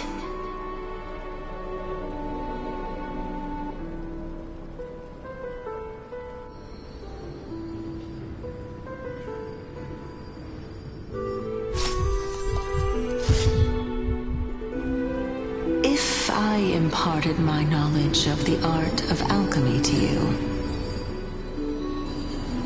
would you use it to resurrect someone you loved?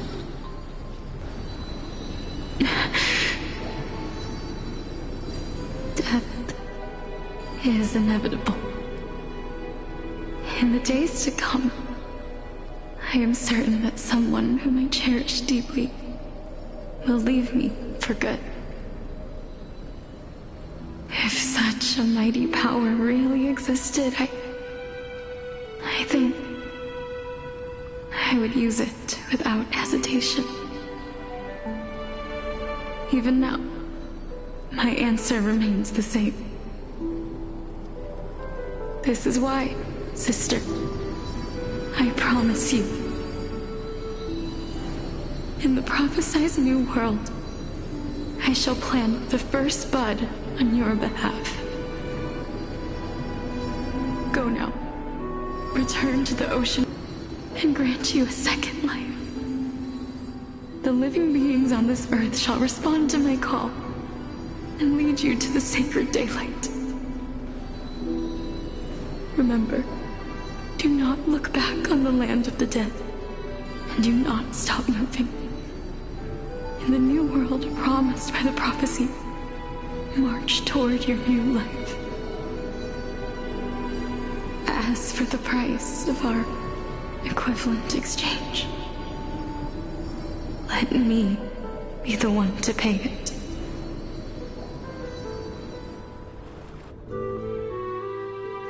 Everybody, we've come to the end. Unfortunately, I am not compatible with the Supreme Being, so I was unable to completely fuse their soul into my own body. However, being able to glean all this from them is exciting enough. I'm certain of this now. Before the Titans that we are well acquainted with were born, a group of heroes roamed the land. These heroes followed a prophecy and took possession of divine authorities one by one, until they eventually became the pantheon of the new world. Just like the flame chase journey of today, Amphorius' history is cyclical in nature. Huh. What a startling revelation. This means that the demigods, who bear the core flames, will also become the new Titans at the world's end, thereby shaping a new world? I believe that this is the truth behind the Era Nova as mentioned in the prophecy. This is utterly unbelievable. Besides, those twins in the past, even if they really are Thanatos, their whereabouts are still unknown even today. Are their whereabouts truly unknown? Didn't Polixia mention that seaside town, the birthplace of alchemy in the Tale of the Dragon? In our world, there exists a city which perfectly matches that description. Styxia. But the people there worship Fagusa and bear no relation to Thanatos. I have also never been to that place, as in the time of Idonia, it had long turned into underwater ruins. Take this. This is... the Nusporist masterpiece, the Philosopher's Stone. It was made by transmuting all of the sages' wisdom into a single entity, with their flesh and blood as its foundation. Remember, I've mentioned before that the art of alchemy is all about conversion, tempering, and ascension. This process also applies to the pursuit of truth. Regardless of how unbelievable this sounds, the truths of the world have been refined from the impurities. Think about the story of the dragon. This stone will lead you to your real hometown, allowing you to reform the door to the Netherrealm and discover Thanatos' fate. You still look as confident in your victory as ever, but what if your conjecture is wrong? Simple. I shall merely admit to the entire world that my experiment was a failure. However, my line of thinking will not fail because I have already planted the seeds of doubt into the hearts of the masses. Actions speak louder than words, Castorice. With the assembly about to begin, don't forget the promise you've made. I've already searched for so long. I'm willing to try one more time. While we converse, Her life is also slowly slipping away. But before I leave, I have another question. What exactly did we witness just now? That was the world imprinted in Kefali's soul. If we are to prove its existence, you must take the final step. Go. Do not disappoint me. I understand. Hey, child of humanity. Don't get antsy. I still remember the question you posed to me. As a scholar, I do not wish to offer up ambiguous conclusions. Let's discuss this topic again when she manages to find the evidence. I merely wanted to ask, was that stone transmuted from your heart? If so, rebirth is no longer an option for you. Why not? When I was a child, I lost someone dear to me.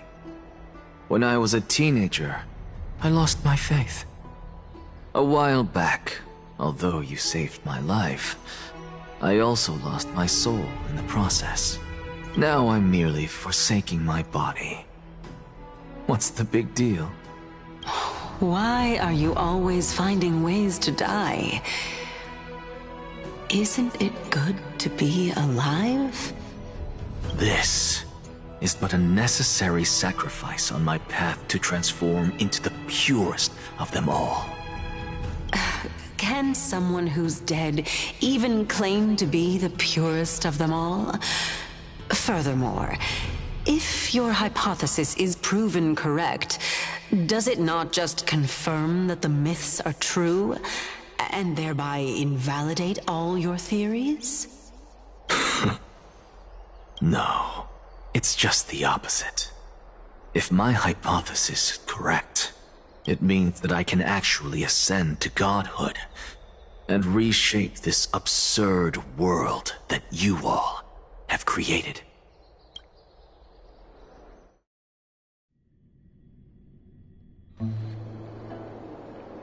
That's a lot to take in at once. Lady Aglaya, please, let me explain. Her flame of death has always been the greatest unknown regarding the Era Nova, which is why both you and Kindness desire to gain the power to control that core flame in the approaching Citizens' Assembly. Professor Anaxa has come to a consensus with Kindness. They want to suspend the trial once Thanatos' core flame is reclaimed, hoping thus to eradicate death from this world. If they're successful, then the flame chase journey will cease, and Akama can enjoy everlasting peace. But I know this runs counter to your wishes. So long as we do not usher in Era Nova, the Black Tide will never be eradicated. Even with Lord Mighty on the front line, and the Black Tide not posing an immediate risk, the danger nevertheless remains. Honestly, it's difficult for me to assess the pros and cons in this decision. But someone must bring the core flame before we can begin negotiations over it. The Titan could be very near. I cannot let this chance slip by. Besides, someone has to make this trip to bring back Mrs. Soul. Well said. You already had every reason to seek an audience with Thanatos. It's that great performer who has weaponized your wishes and placed us in this difficult situation. A world without death. Do you desire that too? If fate dictates that my path must oppose yours, I will do all I can to resist it and protect what I aspire to achieve. Lord Mighty showed me that without taking the first step, all talk of what follows is moot.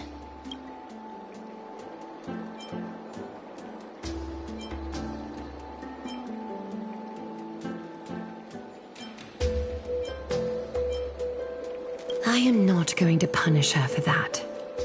I have always hoped to hear you speak your mind, Cass. And I am glad to have heard your true thoughts. Styxia. I visited that place in the past. Though it is now an island surrounded by the river of Soul's torrents, it's not hard to see its former splendor. Go. I will not stand in your way. As for you, you are someone who has cheated death.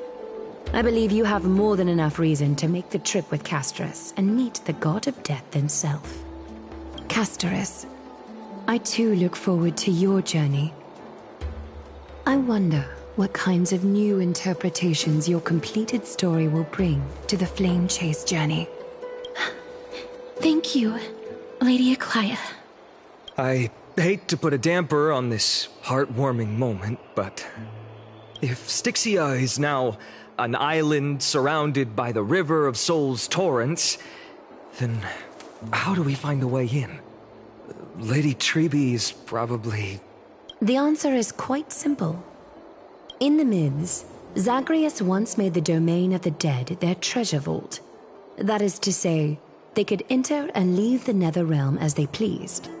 And if they could do that, then it follows that the demigod who inherited their divinity must be capable of the same. I'll see you at Marmorial Palace at Action Hour tomorrow.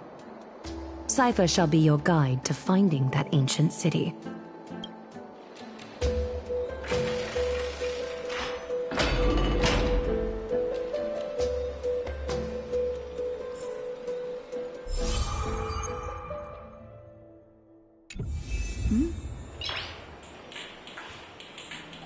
Noise.